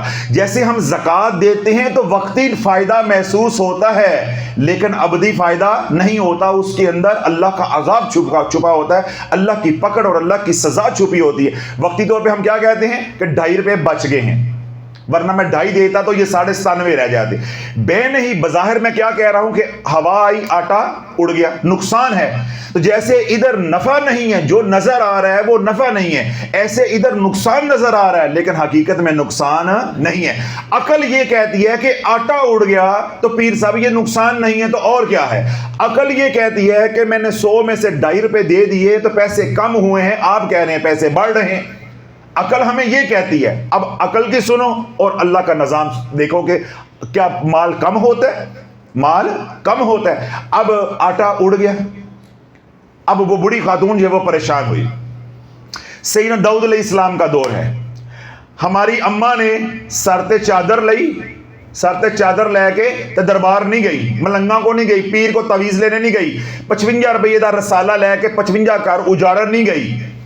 اماں اللہ والی تھی, اللہ کی راہ میں سخاوت کرنے والی تھی. اماں نے سر تے چادر پائی تو سیدنا داؤد علیہ السلام کے دربار میں پیش ہو گئی کہ ہوا میرا آٹا لے کر اڑ گئی ہے, مجھے آٹا واپس دلایا جائے. جب اللہ کو منایا ہوگا تو پھر مان بھی ایسا ہوگا کہ جب میں اللہ کی راہ میں خرچ کرتی ہوں تو میرا نقصان کیسے ہو سکتا ہے. اور ساڑیاں ماما فون کر کے حضرت صاحب استخارہ کر کے تو دسو ساڑھے گھر چوری ہے, یہ چور دا نام کی ہے گئے, پتا چلے کہ جس کو فون کر رہی ہیں وہی رات نو آیا. اب وہ خاتون بڑھیا جو ہے وہ کہاں پہنچ گئی ہے, سیدنا داؤد علیہ السلام کے دربار میں, اور استغاثہ کیا پیش کیا ہے, انصاف چاہیے. کیا چاہیے, انصاف چاہیے. کیا ہے جی مدعی کا, مدعی کا مدعا کیا ہے کہ میں نے آٹا جو ہے وہ پیس کے رکھا, میں گوندنے لگی, ہوا آئی وہ آٹے کو لے اڑی, تو ہوا کے اوپر میں مقدمہ دائر کرنا چاہتی ہوں, مجھے انصاف چاہیے. سیدنا داؤد علیہ السلام نے بیت المال سے 1000 درہم اس خاتون کو دے دیے. ذرا جاگتے رہنا ہے, کتنے درہم دے دیے, 1000. آٹا 1000 درہم دا سی. ہو سکتا اس زمانے میں آٹا جو ہے درہم کے چوتھے حصے کا بھی نہ ہو, چوتھے حصے کا نہ ہو. پہلی اللہ کی مدد و نصرت کیا آئی ہے کہ اللہ نے بادشاہ وقت سے, خلیفہ وقت سے, اپنے نبی سے, داؤد علیہ السلام سے 1000 درہم دلوا دیا. خاتون واپس آ گئی. سیدنا سلیمان علیہ السلام نے پوچھا, ہاں او مقدمے کا کیا بنا, تو کہہ رہی تھی میں مقدمہ کرنے جا رہی ہوں, میں انصاف لے کر رہوں گی, کہ ہوا کو جرت کیسی ہوئی ہے کہ میرا آٹا لے کے چلے جائے. اللہ برو جب اعمال والی زندگی گزاری ہوگی, اللہ نہ کرے کوئی چوری ڈکیتی ہو جاتی ہے, تو پھر بھی آپ بھی ڈٹ کے کہو گے کہ چور کی جرت کیسی ہوئی ہے کہ میرے گھر میں گھس جائے, میری دکان میں گھس جائے. جب میں اللہ کا حصہ, اس کے مصارف جو بتائے اللہ نے وہاں تک پہنچا رہا ہوں, تو میرا حق چھیننے کے لیے میری دکان پہ یا میرے گھر میں کون آ سکتا ہے. پھر یہ اعتماد پیدا ہوتا ہے. تو سیدنا سلیمان علیہ السلام نے پوچھا, ہاں بھائی وہ مقدمے کا کیا بنا. تو بڑی مائی نے کہا, جی میں سیدنا داؤد علیہ السلام کی بارگاہ میں گئی, میں نے جا کے جو ہے وہ استغاثہ پیش کیا, انہوں نے مجھے 1000 درہم دے کے بات کو رفع دفع کر دیا. بات کو کیا کر دیا, رفع دفع کر دیا. سیدنا سلیمان علیہ السلام نے کہا, نہیں, گل رفع دفع نہیں ہوندی. جو اللہ کی راہ میں خرچ کرتے ہیں ان کی باتیں رفع دفع نہیں ہوتی. ادھر چودھری شجاعت فارمولہ نہیں چلتا, مٹی پاؤ, یہ فارمولہ نہیں چلنا. تو دوبارہ جا, تو دوبارہ جا اور جا کر کہیں کہ جو آپ نے مالی معاونت کی ہے وہ اپنی جگہ پہ ہے, لیکن فیصلہ کرنا آپ کے ذمے ہے. جو آپ نے 1000 درہم مجھے دے دی ہیں سر آنکھوں پہ ہیں, لیکن فیصلہ کرنا واجب ہے, آپ کے ذمے ہیں, وہ افضل ہے, اب فیصلہ کریں. جب میں نے مقدمہ دائر کیا ہے, استغاثہ پیش کیا ہے, اب فریقین کو طلب کرے اور فیصلہ کرے. سیدنا داؤد علیہ السلام کو معلوم ہو گیا کہ مائی دے پیچھے ہاتھ کوئی تگڑا ہے گیا ہے. یہ مائی جڑی ہے انیاں وڈ وڈ کے گلاں کرن دئی ہے, مائی نہیں ہے, اس کے پیچھے کوئی ہاتھ تگڑا ہے. سیدنا داؤد علیہ السلام نے خادمین کو کہا اس کی مدد کرو. انہوں نے 1000 درہم اور دے دیے. آٹا کنے دا ہے, میں نے کہا چوتھے حصے کا بھی نہیں ہوگا, 1 درہم کے چوتھے حصے کا. 1000 درہم پہلے مل گیا ہے اور 1000 درہم اب مل گیا ہے. اب سیدنا داؤد علیہ السلام نے 1000 درہم دینے کے بعد پوچھا, بی بی اماں سچی سچی دس تینوں کون بھیجن والا ہے, سچی سچی دس دے تینوں کون بھیجن والا ہے. جس طرح میں منت کرتا ہوں, اماں سچی سچی دس دے کیڑے کیڑے وظیفے بولے نے, ਕਿਹੜੇ ਕਿਹੜੇ ਵਜ਼ੀਫੇ ਪੜੇ ਨੇ। ਤਾਂ ਮਾਸ਼ਾਅੱਲਾ ਪੰਜਾਬੀ ਮਾਵਾਂ ਤੇ ਪੰਜਾਬੀ ਸਾਡੀਆਂ ਭੈਣਾਂ ਗੋਲ ਮਟੋਲ ਮੂੰਹ ਇੰਜ ਪੀੜਾ ਕਰਕੇ ਰੱਖਦੀਆਂ, ਉੱਤੋਂ ਥੱਲੇ ਮਿੱਟੀ ਪੱਕੀ ਪੰਜਾਬ ਦੀ, ਕਹਿੰਦੀਆਂ ਜੋ ਮਰਜ਼ੀ ਸ਼ਾਫੀ ਕਰ ਤੂੰ ਮਨਵਾ ਜੇ ਤਾਂ ਤੈਨੂੰ ਮੰਨ ਜਾਈਏ। ਝੂਠ ਬੋਲेंगी, ਪੈਰ ਬੰਨ ਕੇ ਝੂਠ ਬੋਲेंगे, ਇਹਦੇ ਕੋਈ ਕੁਛ ਕਦੀ ਪੜਿਆ ਹੀ ਨਹੀਂ ਹੈਗਾ। ਫਿਰ ਮਾਸ਼ਾਅੱਲਾ 5 ਮਿੰਟ ਲੱਗਦੇ ਨੇ ਤੇ ਫਿਰ ਲੀਰੋ ਲੀਰ ਹੋ ਜਾਂਦਾ ਸਾਰਾ ਕੁਛ, फीती फीती हो जाता, फिर मुंह वहान के काबिल नहीं रहती। इसलिए अल्लाह वालों मैं आज इसी बयान के तवस्सल से ये कहूँगा कि जो यहाँ आते हो अल्लाह वालों, यहाँ आके झूठ ना बोला करो। हम अगर पूछते हैं तो आपके भले के लिए पूछते हैं। जब आप यहाँ आके एक्टिंग करोगे, झूठ बोलोगे, हम आपको कहीं गलत रास्ते पे चला दें, आपका नुकसान होगा। जब आप एतराफ़ कर लो हमने एक काम किया है, जब एतराफ़ कर लोगे हमें पता चल जाएगा ये रजत का मरीज़ है, ये जादू का मरीज़ है, हम आपकी रहबरी, आपकी रहनुमाई भी अच्छे तरीके से करेंगे, आप ही का नफ़ा है। आप झूठ बोलते हो, हम पता तो हमें चल जाता है, फिर बाद में खुद भी बेइज्जत होते हो, हमारा वक्त भी ज़ाया होता है। तो ये मैंने इसलिए बात ज़िम्नन आगे मैंने गुजारिश कर दी। अब सैयदना दाऊद अलैहिस्सलाम ने बूढ़ी अम्मा से क्या पूछा, तेरे पीछे कौन है? उसने कहा सैयदना सुलेमान ने भेजा है, सैयदना सुलेमान ने भेजा है, मेरा वकील पीछे तगड़ा है, सैयदना सुलेमान ने भेजा। अब फैसला होना था।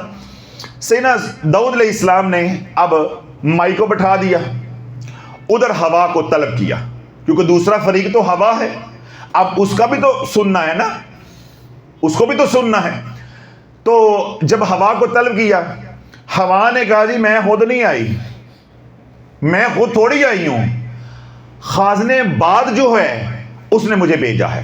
हवा ने अपने आप को निकाल लिया, खाज़ने बाद यानी वो फरिश्ता जो हवा का निज़ाम चलाता है उस पर डाल दिया। सैयदना दाऊद अलैहिस्सलाम ने कहा तू जा, हवा को भेज दिया, खाज़िन को बुलाया यानी हवा के फरिश्ते को बुलाया। हाँ भाई तूने हवा को क्यों मजबूर किया कि इसका आटा उड़ाए?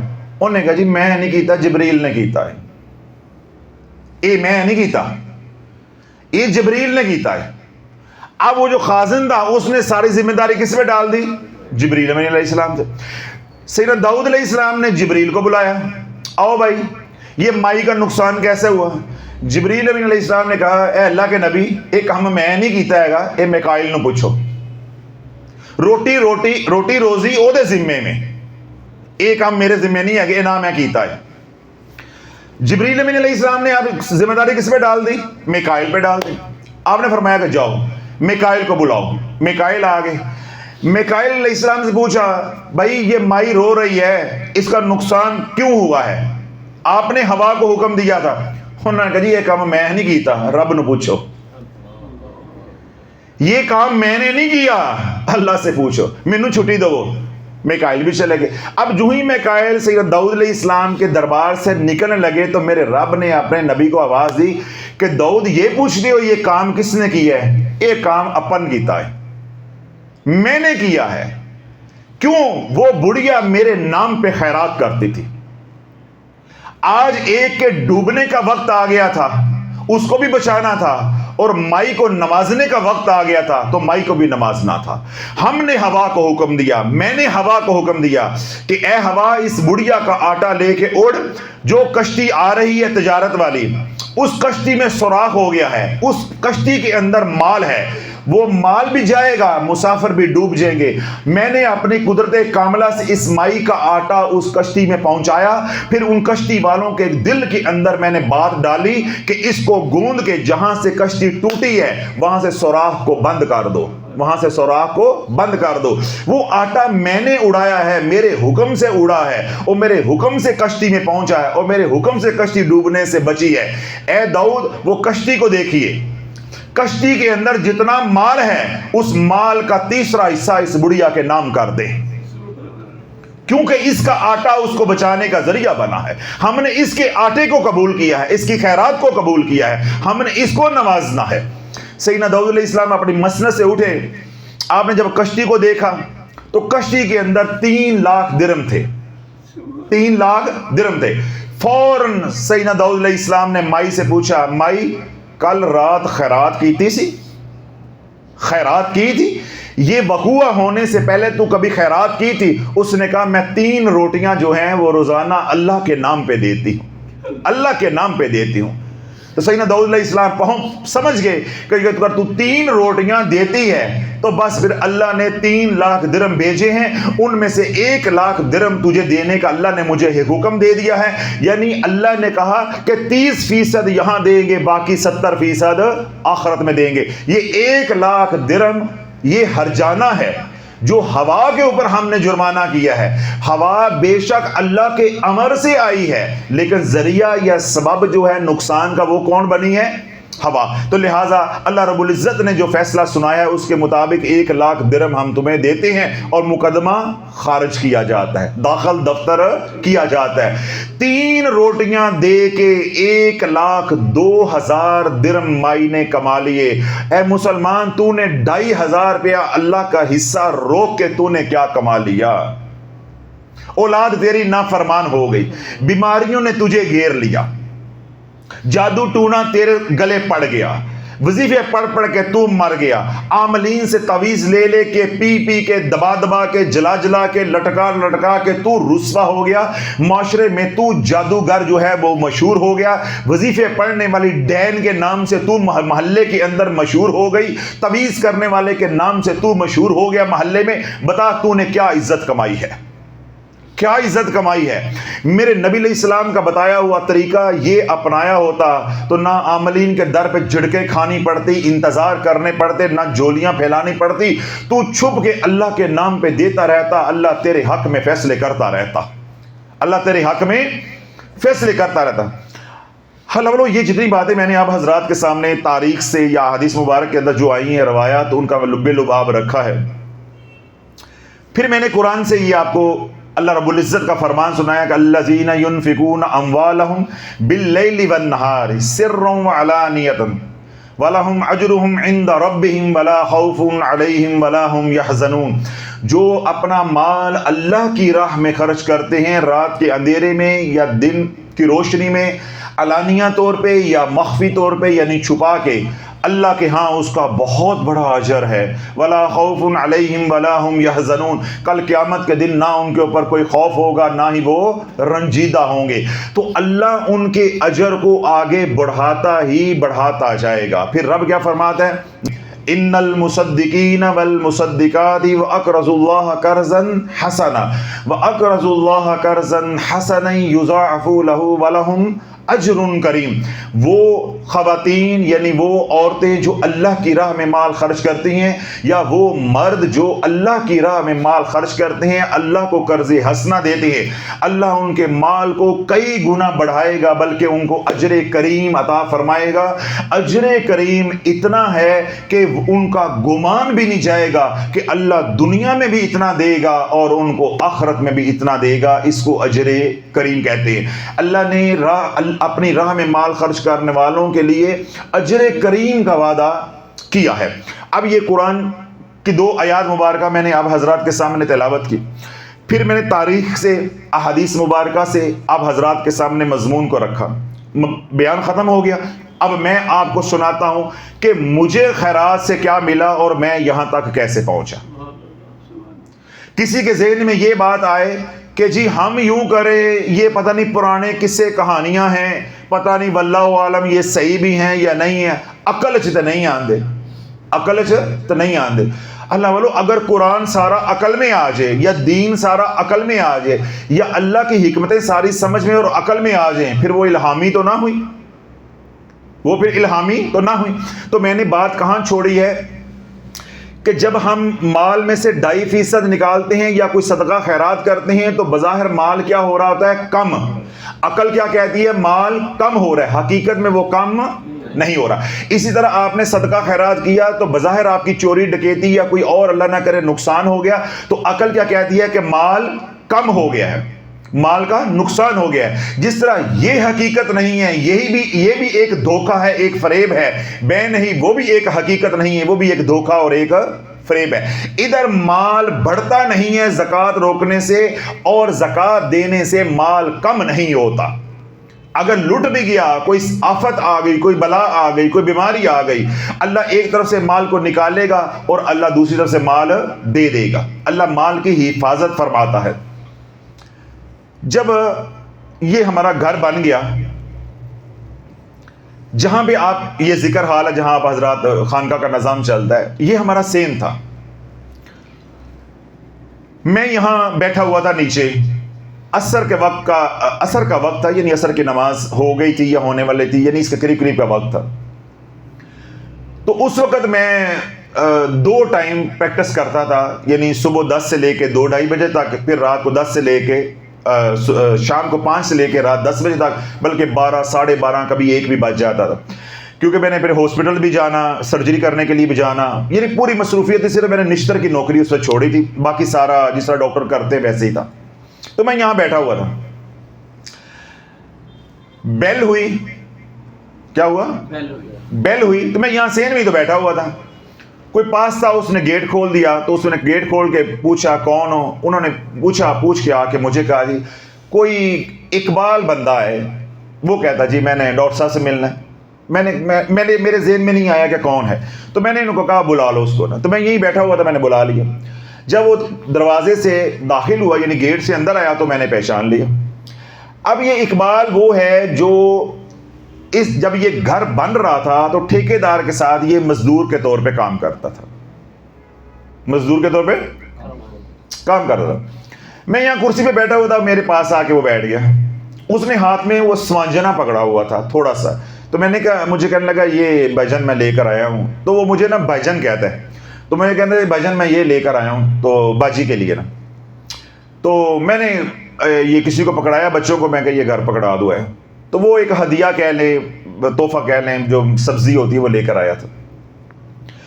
بات شروع ہو گئی. میں کہا ہاں بتا اقبال کیا حال ہے. کہتا ٹھیک ہے. میں نے کہا کام کاج نہیں کر رہا. کہتا جی جب سے میں ادھر سے آپ کے پاس سے گیا ہوں، یعنی گھر مکمل ہو گیا، فارغ ہو گیا، تو میں نے کئی جگہوں پہ کام کیا ہے لیکن میرا کام بنتا نہیں ہے. جہاں بھی جاتا ہوں میرا دل نہیں لگتا. 2-4 دن مزدوری کی، پھر میں کام ملتا چھوڑ دیتا ہوں. کبھی بیمار ہو جاتا ہوں اور کبھی میرا دل نہیں لگتا. تو آس پاس باغ ہے فالسے کے، ادھر تھوڑا بہت کام کر لیا، محنت مزدوری کر لی، لیکن میں کوئی کام نہیں کر رہا. تو میں نے کہا اللہ والے اس طرح تو کام نہیں چلتا، تو کام کر. کہتا جی میری گھر والی نے آج مجھے مجبور کر کے بھیجا ہے کہ ہمیں ڈاکٹر صاحب کا در جو ہے نا وہ راس آ گیا ہے، انہیں جا کے کہو یا تو اپنے در پہ رکھ لے تو یا پھر کوئی ہمارا بندوبست کرے. ہم جب سے ادھر سے فارغ ہوئے ہیں، ہم در بدر ہیں، ہمیں کوئی سلسلہ جو ہے وہ روزگار ملتا نہیں. اگر ملتا ہے تو وہ ہمیں راس نہیں آ رہا. یہ ان کا ایک حسن ظن تھا یا ایک گمان تھا. بہرحال اقبال کی گھر والی نے میرے نام جو ہے یہ پیغام بھیجا. جب اقبال نے مجھے یہ کہا جی میں نے ادھر رہنا ہے، میں نے کہا ٹھیک ہے کل سے آ جانا. جاگ رہے خضر؟ کیا میں نے کہا؟ کل سے آ جانا.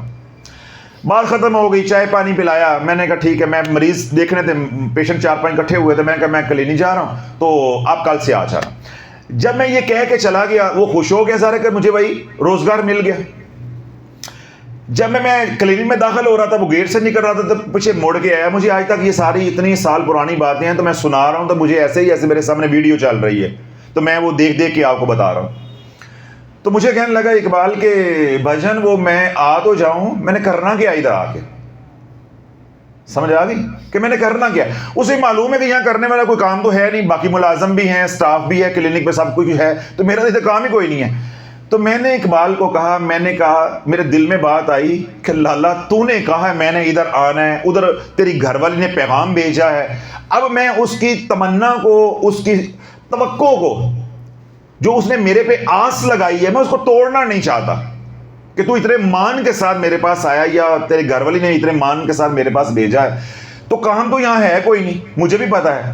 تو میں نے اسے کہا کہ بس تیرا اقبال کام اتنا ہے کہ تو نے نا کوئی گیٹ پہ آ جائے، اسے پوچھنا ہے، اگر کوئی مہمان ہے تو تو نے بٹھانا ہے، اسے چائے پانی پلانا ہے، اس کے بعد جس نے میرے سے ملنا ہو میرے سے ملاقات کروا دینی. بس تیرا اتنا ہی کام ہے. باقی سارے کاموں کے لیے پہلے ملازم ہے، آپ نے اور کوئی کام نہیں کرنا. یا باہر کا لان آپ دیکھ لیا کرو، جو کلینک کے آگے اسے پانی وانی لگانا ہے تو وہ لگا. بس اتنی بات ہوئی، چلے گئے. یہ بات ہے اللہ والے ہفتے والے دن کی. کس دن کی ہے؟ اب ذرا جاگتے رہنا، بات بڑی نازک سی شروع ہو رہی ہے. میں صرف یہ اس لیے راز سے پردہ کھول رہا ہوں کہ اللہ والو آپ اس راہ کے روحانیت کے مسافر ہو. تو جب آپ کی تربیت نہیں ہوگی تو کل لوگوں کی تربیت کیسے کرو گے؟ آپ کا ایمان اور یقین نہیں بنا ہوگا تو کل لوگوں کا یقین کیسے بناؤ گے؟ یہ ساری بات جو میں سنا رہا ہوں یہ کس دن کی ہے؟ ہفتے والے دن کی۔ بدھ والے دن یعنی منگل اور بدھ کی جو رات ہے، اس رات کو مجھے حکم ہو گیا کہ لنگوٹا کس لو، 12 سال کی ریاضت شروع ہے۔ 12 سال کی اب کیا ہے؟ ریاضت شروع ہے۔ پہلے ریاضت تھی وہ کھلی تھی، یعنی میں کلینک بھی کر رہا ہوں، ساتھ پڑھائی بھی کر رہا ہوں، جو چلا ہے وہ بھی کر رہا ہوں، وغیرہ وغیرہ۔ اب کیا ہے کہ اب ہم نے سمندر میں اتر رہے ہیں، 12 سال کی ریاضت ہے، اور اس ریاضت کا پہلا سرا یا پہلا کام یہ ہے کہ 12 سال مخلوق خدا میں لنگر چلانا ہے۔ اب اللہ والو حکم آیا ہے بدھ اور جمعرات کی جو منگل اور بدھ کی جو رات درمیانی، اس میں اللہ نے جس سے یہ کام لینا تھا اس کو بھیج دیا ہے ہفتے والے دن۔ 3 دن کے بعد میں نے اقبال کو بلایا، میں نے کہا اقبال جس کام کے لیے اللہ نے تجھے قبول کیا نا وہ یہ کام ہے، اب ہر جمعرات تو نے لنگر جو ہے، دوپہر کا کھانا جو ہے وہ غربا کو، مساکین کو، جو لوگ یہاں روڈ پہ ہوتے ہیں، مزدور ہوتے ہیں، لیبر طبقہ ہوتا ہے، اس کو کھلانا ہے۔ جمعرات سے لنگر شروع ہو گیا، پہلے تھوڑا سا چلایا، طریقہ سیکھا، برتن پورے کیے، آپ کو معلوم ہے پھر الحمدللہ 400 سے 500 بندہ ہر جمعرات پورے 12 سال یہاں کھانا کھاتا رہا۔ اب جب یہ حکم ہو گیا، اب لنگر چلنا شروع ہو گیا، اب مجھے کیا حکم ہوا ہے کہ اب ریاضت ہے، اب ریاضت ہے، کلینک بھی چھوڑو۔ اب میری اصل جو پریکٹس ہے وہ رات کی ہے، ڈاکٹروں کی پریکٹس کیا ہوتی ہے؟ رات کی۔ اب میں نے رات کی پریکٹس چھوڑی کہ شام 6 بجے کلینک بند، 6 بجے کے بعد کچھ نہیں کرنا، پھر تھوڑے عرصے کے بعد 4 بجے کے بعد ٹوٹل بند، 4 بجے کے بعد یعنی پہلے 5 کیا، 6 سے 5 کیا، 5 سے 4، 4 کے بعد کوئی کام نہیں کرنا، یعنی عصر سے پہلے تھوڑا کماؤ زیادہ کماؤ، اسی کے اندر رہنا ہے، اور بقیہ وقت کس کو دینا ہے؟ ریاضت کو دینا ہے، یعنی جو چلا کشی چل رہی ہے ادھر دینا ہے۔ اب پہلا امتحان آیا کہ لنگر چلانا ہے، دوسرا امتحان کیا ڈالا کہ جو کمانے کا وقت ہے اس میں جو سب سے افضل وقت ہے وہ رات کا ہے، وہی لینا ہے، جس میں مال بھی آتا ہے وہی لینا ہے، دے دیا۔ تیسرا وقت کیا آیا کہ ہر سال ایک حج اور ایک عمرہ کرنا ہے۔ اب اللہ ادھر دیکھو، اب میں جو آپ کو سمجھا رہا ہوں، جو آپ کا ایمان اور یقین بنانا چاہتا ہوں اپنی ذاتی بات سنا کے، وہ یہ، اب عقل کیا کہہ رہی ہے کہ خرچہ آ گیا ہے، 400-500 بندے کو کھانا کھلانا، اللہ والو اگر اس وقت مہنگائی کم تھی تو آمدن بھی کم تھی، اگر آج مہنگائی ہے تو آمدن بھی زیادہ ہے۔ کل بھی 500 بندے کو کھانا کھلانا ایک ہفتے میں مشکل تھا، اور آج بھی 500 بندے کو کھانا کھلانا مشکل ہے۔ اب یہ نہ آپ سوچیں اس وقت مہنگائی کم تھی، اگر مہنگائی کم تھی تو آمدن بھی تو کم تھی نا۔ اب 500 بندے کا خرچہ آ گیا ہر ہفتے میں، اور دوسری آزمائش اب کیا آئی ہے کہ جو کمانے والا کام ہے وہ بند۔ تو عقل کیا کہتی ہے؟ مر گئے، رول گئے، پٹھا بہ گیا، ایک ہی ہو گیا تو فلاں ہو گیا۔ اب عقل کیا ماتم کر رہی ہے یا نوحہ پڑھ رہی ہے کہ بس اجڑ گیا سب کچھ۔ یہ کون سا طریقہ ہے؟ کمانا بھی نہیں ہے اور اوپر سے خرچہ بھی زیادہ کرنا ہے۔ 2 آزمائش ہیں۔ تیسری آزمائش کیا آئی کہ ہر سال ایک حج کرنا اور ایک عمرہ کرنا ہے۔ اب اللہ والو آپ خود ذرا عقل سے سوچو کہ ایک بندے کا کاروبار، جو ڈاکٹر ہے اس کی پریکٹس ہے، اس کا ٹائم ہی 5 سے رات 10 بجے نوٹ کمانے کا، دن کے وقت تو لوگ مصروف ہوتے ہیں اپنے کاموں میں، تو اتنی پریکٹس نہیں ہوتی، رات کی پریکٹس ہوتی۔ اب اس کی وہ بھی چلی گئی، اوپر سے 500 بندے کا خرچہ بھی آ گیا۔ اور تیسری آزمائش کیا ہے کہ ہر سال ایک حج عمرہ بھی کرنا ہے۔ عقل مانتی ہے اللہ والو بس یہ لنگر شروع ہونے کی دیر تھی، اللہ نے اتنا مال دیا کہ الحمدللہ پھر میں نے 12 سال روزے رکھے، 12 سال مسلسل روزے رکھے، 12 سال لنگر چلایا، 12 سال مسلسل عمرہ کیا، 12 سال مسلسل حج کیے، اپنے والدین کو کروائے، اپنے بچوں کو کروائے، اپنی بہنوں کو کروائے، اللہ نے وہ بھی اعزاز دیا۔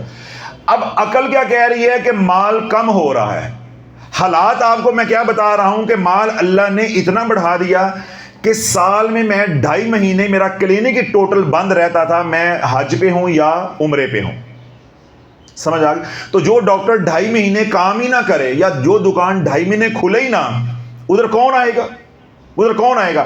لیکن 2.5 مہینے آرام کر کے، یعنی 9.5 مہینے صرف کام کر رہے ہیں، اس 9.5 مہینے کی کمائی میں 500 لوگوں کو ہر جمعرات کم و پیش کھانا کھلانا ہے، ایک حج بھی کرنا ہے، عمرہ بھی کرنا ہے، اور میرے ساتھ بچوں نے جانا ہے یا بہنوں نے جانا ہے یا والد صاحب اس وقت حیات ہے انہوں نے حج کرنا ہے، انہوں نے جانا ہے، ان لوگوں کو بھی ساتھ لے کے جانا ہے، اور گھر سے گھر تک سارا خرچہ فقیر نے کرنا ہے، ان کا 1 روپیہ لگنے بھی نہیں دینا۔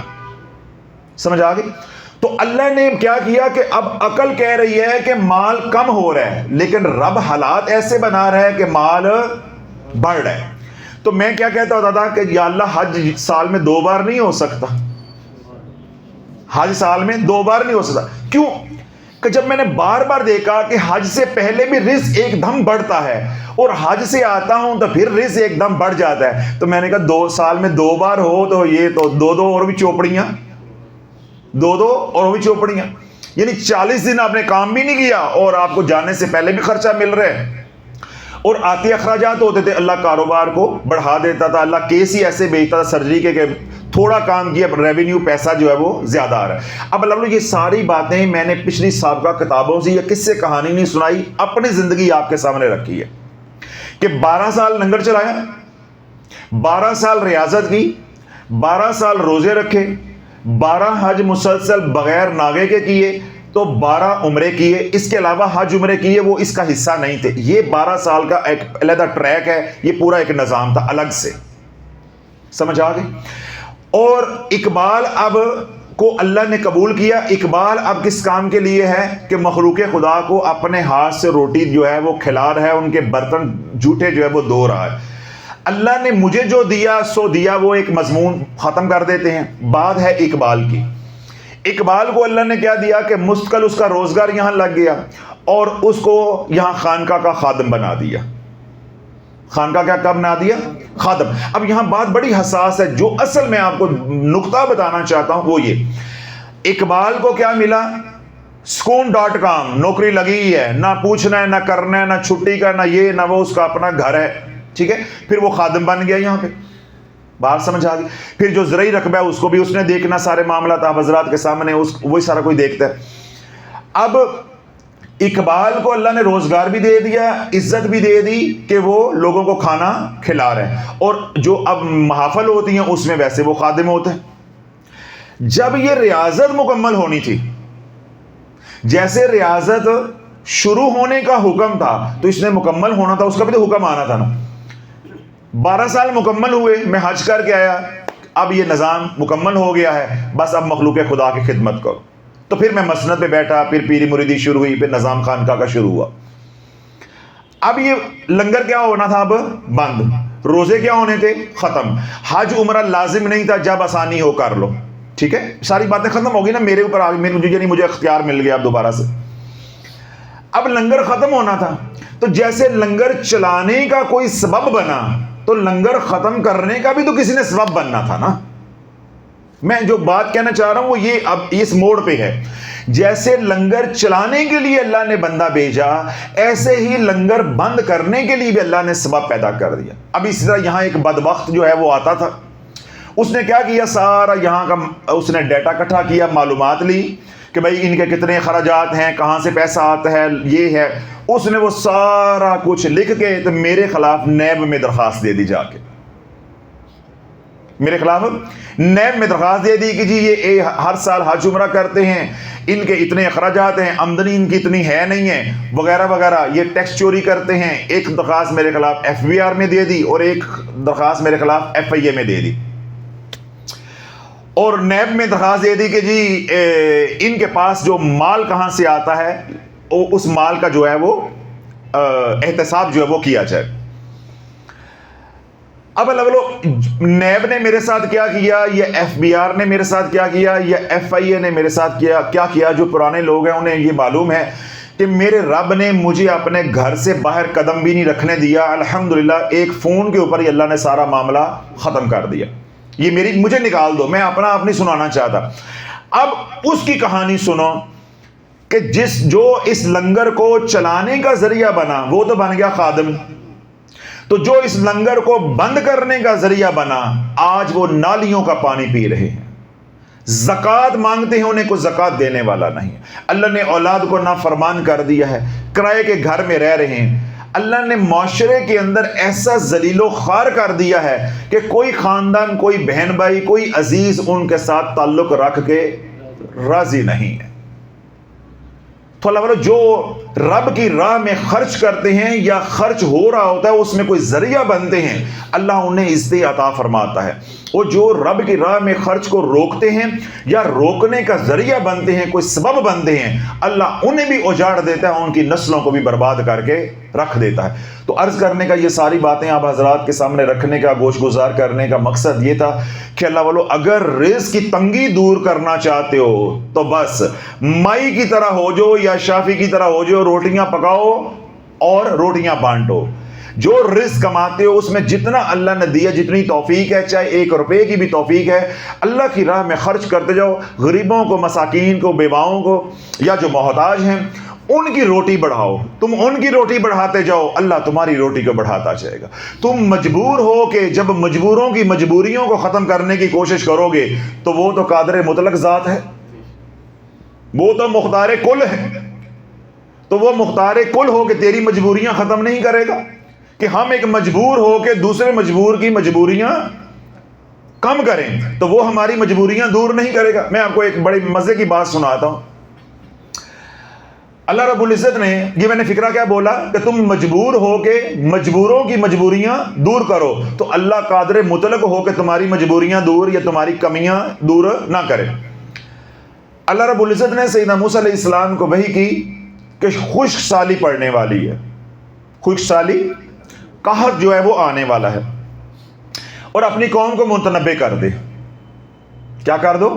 اپنی قوم کو متنبع کر دو۔ سیدنا موسیٰ علیہ السلام نے اعلان کر دیا اپنی رایا کے اندر کہ اللہ رب العزت نے مجھے حکم دیا ہے کہ اپنی قوم کو متنبع کر دے کہ خشک سالی یعنی قحط جو وہ پڑنے والا ہے، تو اپنا اناج سنبھال لو اور سنبھل کر چلو۔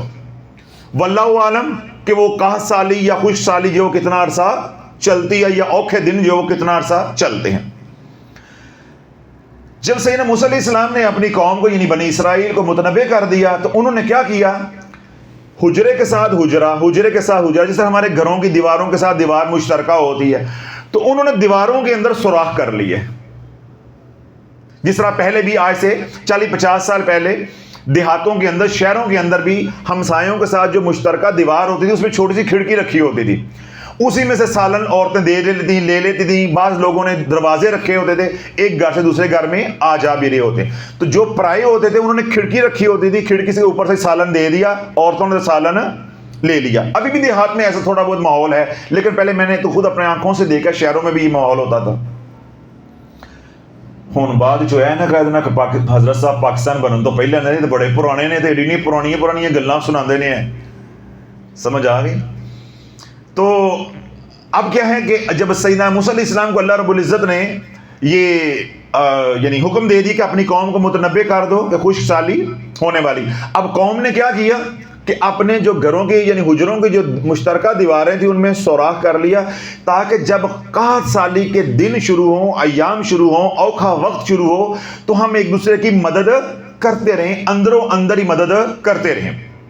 اللہ کو یہ ادا پسند آ گئی، اللہ کو یہ ادا پسند آ گئی کہ مجبور ہو کے یہ دوسرے مجبور کا اتنا خیال کر رہے ہیں۔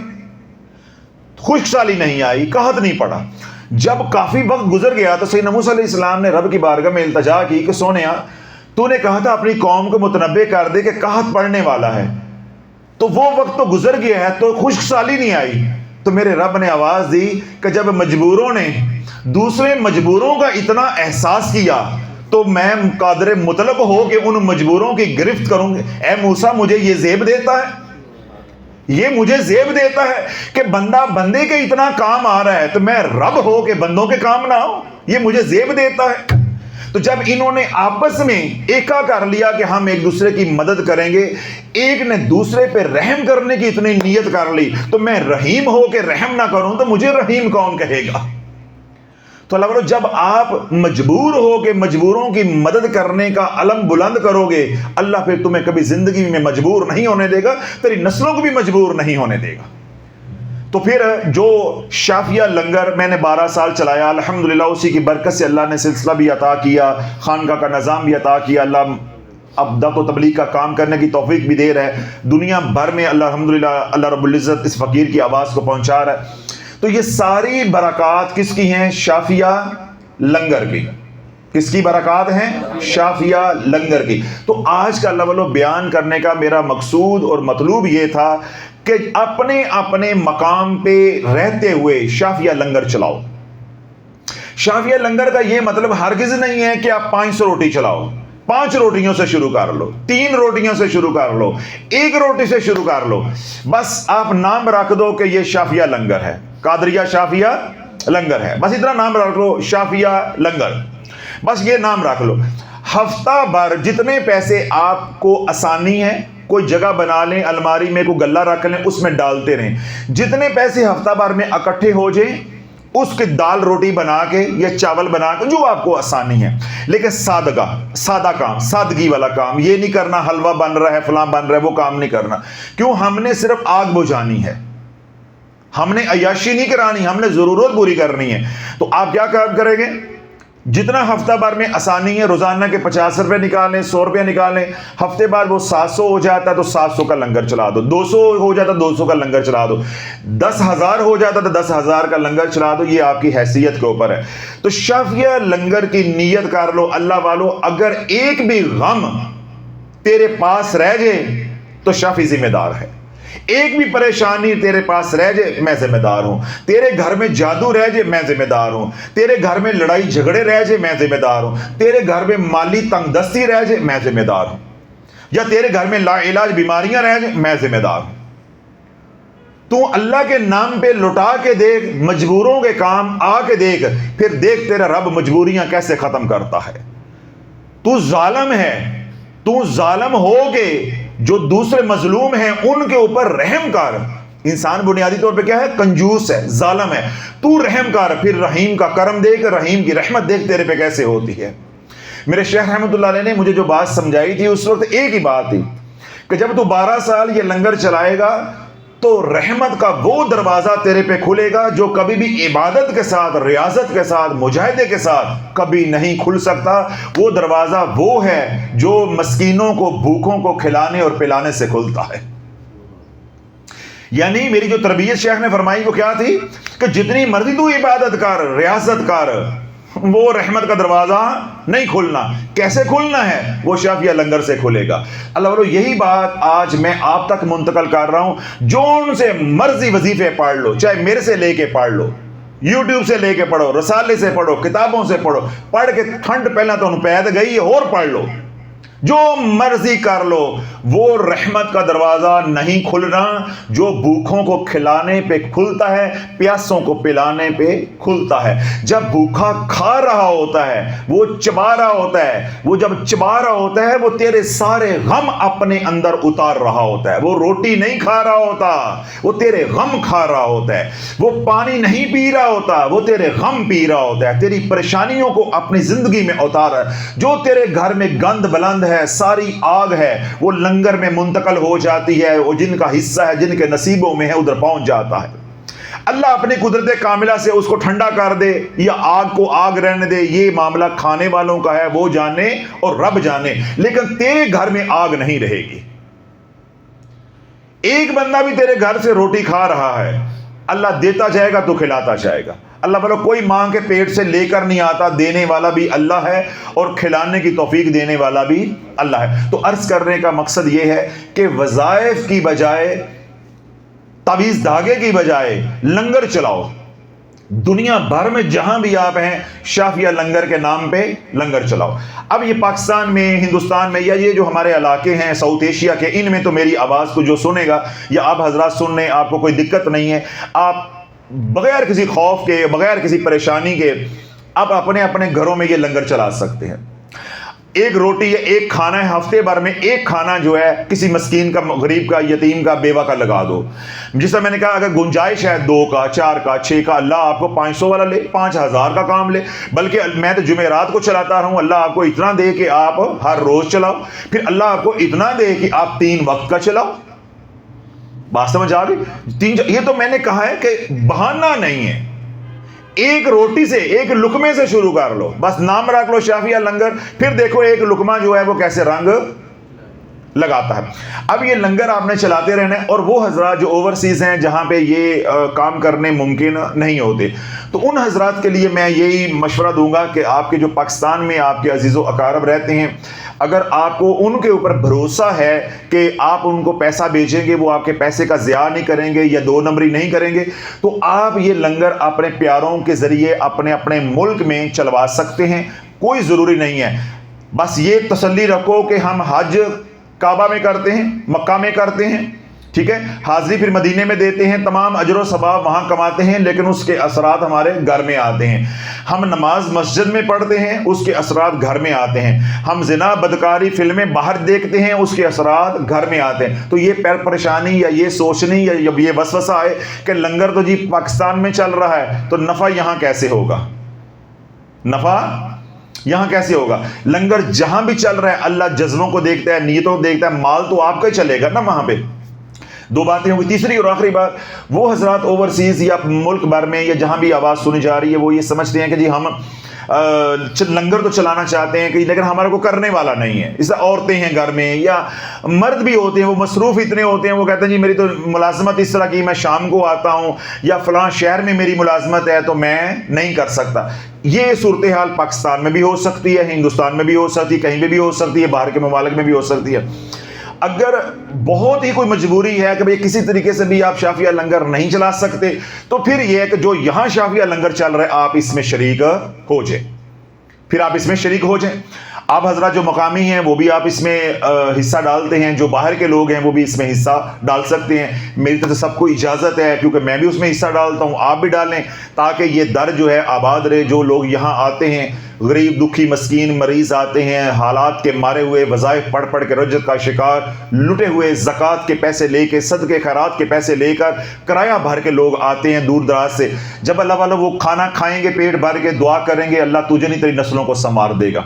तो आप तमाम हजरात को इस शाफिया लंगर जो खानका दारुशिफा में चलता है उसमें शरीक होने की इजाज़त है। दुनिया भर में जो इसमें शरीक होना चाहें उनको भी दावत आम है, लेकिन पहला क्या है, अपने हाथ से करो, अपने मकाम पे करो। दूसरा क्या है, अगर कोई आपका प्यारा अजीज़ है उसके ज़रिए करो। तीसरा क्या है कि अगर कोई रास्ता नहीं है तो ये फ़कीर हाज़िर है, मैं आपकी नौकरी करूंगा जब तक ज़िंदा हूँ इंशाअल्लाह अज़ीज़। आपकी अमानत जो है जिन तक पहुँचानी ज़रूरी है, जो इसके मुस्तहिक हैं, इंशाअल्लाह उन तक पहुँचाते रहेंगे। आप हमें लुक़मे बेचते रहें, हम इनके मुँह में डालते रहेंगे। अल्लाह मुझे भी आपको भी ये लंगर शाफिया के लिए कबूल मंजूर फरमाए, और इस फिक्र को, सोच को हमारे दिल में उतार दे, हमारे अंदर ये सरायत कर जे कि काम रोटी बांटने से बनना है, वजीफे पढ़ने से नहीं बनना। रोटी देंगे तो रोटी के इवज रोटी आएगी। तो 3 रोटियां दे के 1,02,000 दिरहम माई ले सकती है। दाऊद अलैहिस्सलाम की उम्मत है, हम तो हजूर अलैहिस्सलाम की उम्मत है। अल्लाह हमारे पे क्या कर्म करेगा उसकी हल्की सी झलक मैंने आप हजरात के सामने रखी है, क्योंकि ये बयान सोशल मीडिया पे भी जाना होता है, तो मैं कोई ऐसी बात अपने मतलब नहीं करना चाहता जिससे ये तासुर किसी को उभरे कि मैं कोई अपनी करामतें जो है वो सुना रहा हूँ या अपना बड़ापन सुना रहा हूँ। मेरा सिर्फ मकसद ये है कि जिन रास्तों पर मैं चला हूँ अल्हम्दुलिल्लाह अल्लाह ने मुझे यहाँ तक पहुँचाया। नया तजर्बा नहीं करो, इस रास्ते पर चलो, जो रब मुझे यहाँ तक पहुँचा सकता तुझे क्यों नहीं पहुंचा सकता। अल्लाह रब्बुल इज्जत मुझे आप सबको इस खिदमत के लिए कबूल व मंजूर फरमाए। जहां तक ये आवाज़ जा रही है, अल्लाह रब्बुल इज्जत हमारे दिलों को मुनव्वर फरमाए, हमारी परेशानियां, मुसीबतें, तकलीफ़ें दूर अता फरमाए। घरों में जादू है, ला इलाज बीमारियां हैं, परेशानियां हैं, औलाद की परेशानी है, बेटियों के रिश्ते नहीं हो रहे, या माली तंगदस्ती है, जिस तरह के भी भंवर में हम फंसे हैं, परेशानियों में फंसे हैं, अल्लाह रब्बुल इज्जत शाफिया लंगर के ज़रिए उन तमाम परेशानियों से हमें आफ़ियत के साथ जो है वो निकाल दे। जो घरों में बीमार हैं, अस्पतालों में बीमार हैं, जहाँ कहीं भी बीमार हैं, अल्लाह सब की बीमारियों को जो दूर अता फरमाए, शिफ़ाए कामिला आजिला अता फरमाए। जो सोशल मीडिया पर हमें सुनते हैं, जो मुहिब्बीन हैं, मुखलिसीन हैं, मुतल्लकीन हैं, उनके हमारे पे हकूक़ हैं, अल्लाह रब्बुल इज़्ज़त हमारी दुआओं को, हमारी इल्तिजाओं को उनके हक़ में कबूल व मंजूर फरमाए। जो अल्लाह रब्बुल इज़्ज़त से हमने शाफिया लंगर के ज़रिए मांगा वो भी अता फरमाए। वो फ़िज़ो बरक़ात, वो अनवार तजलियात जिसका हमें शाफिया लंगर के बारे इल्म नहीं है, अल्लाह उनसे भी हम सबको जो नवाजे।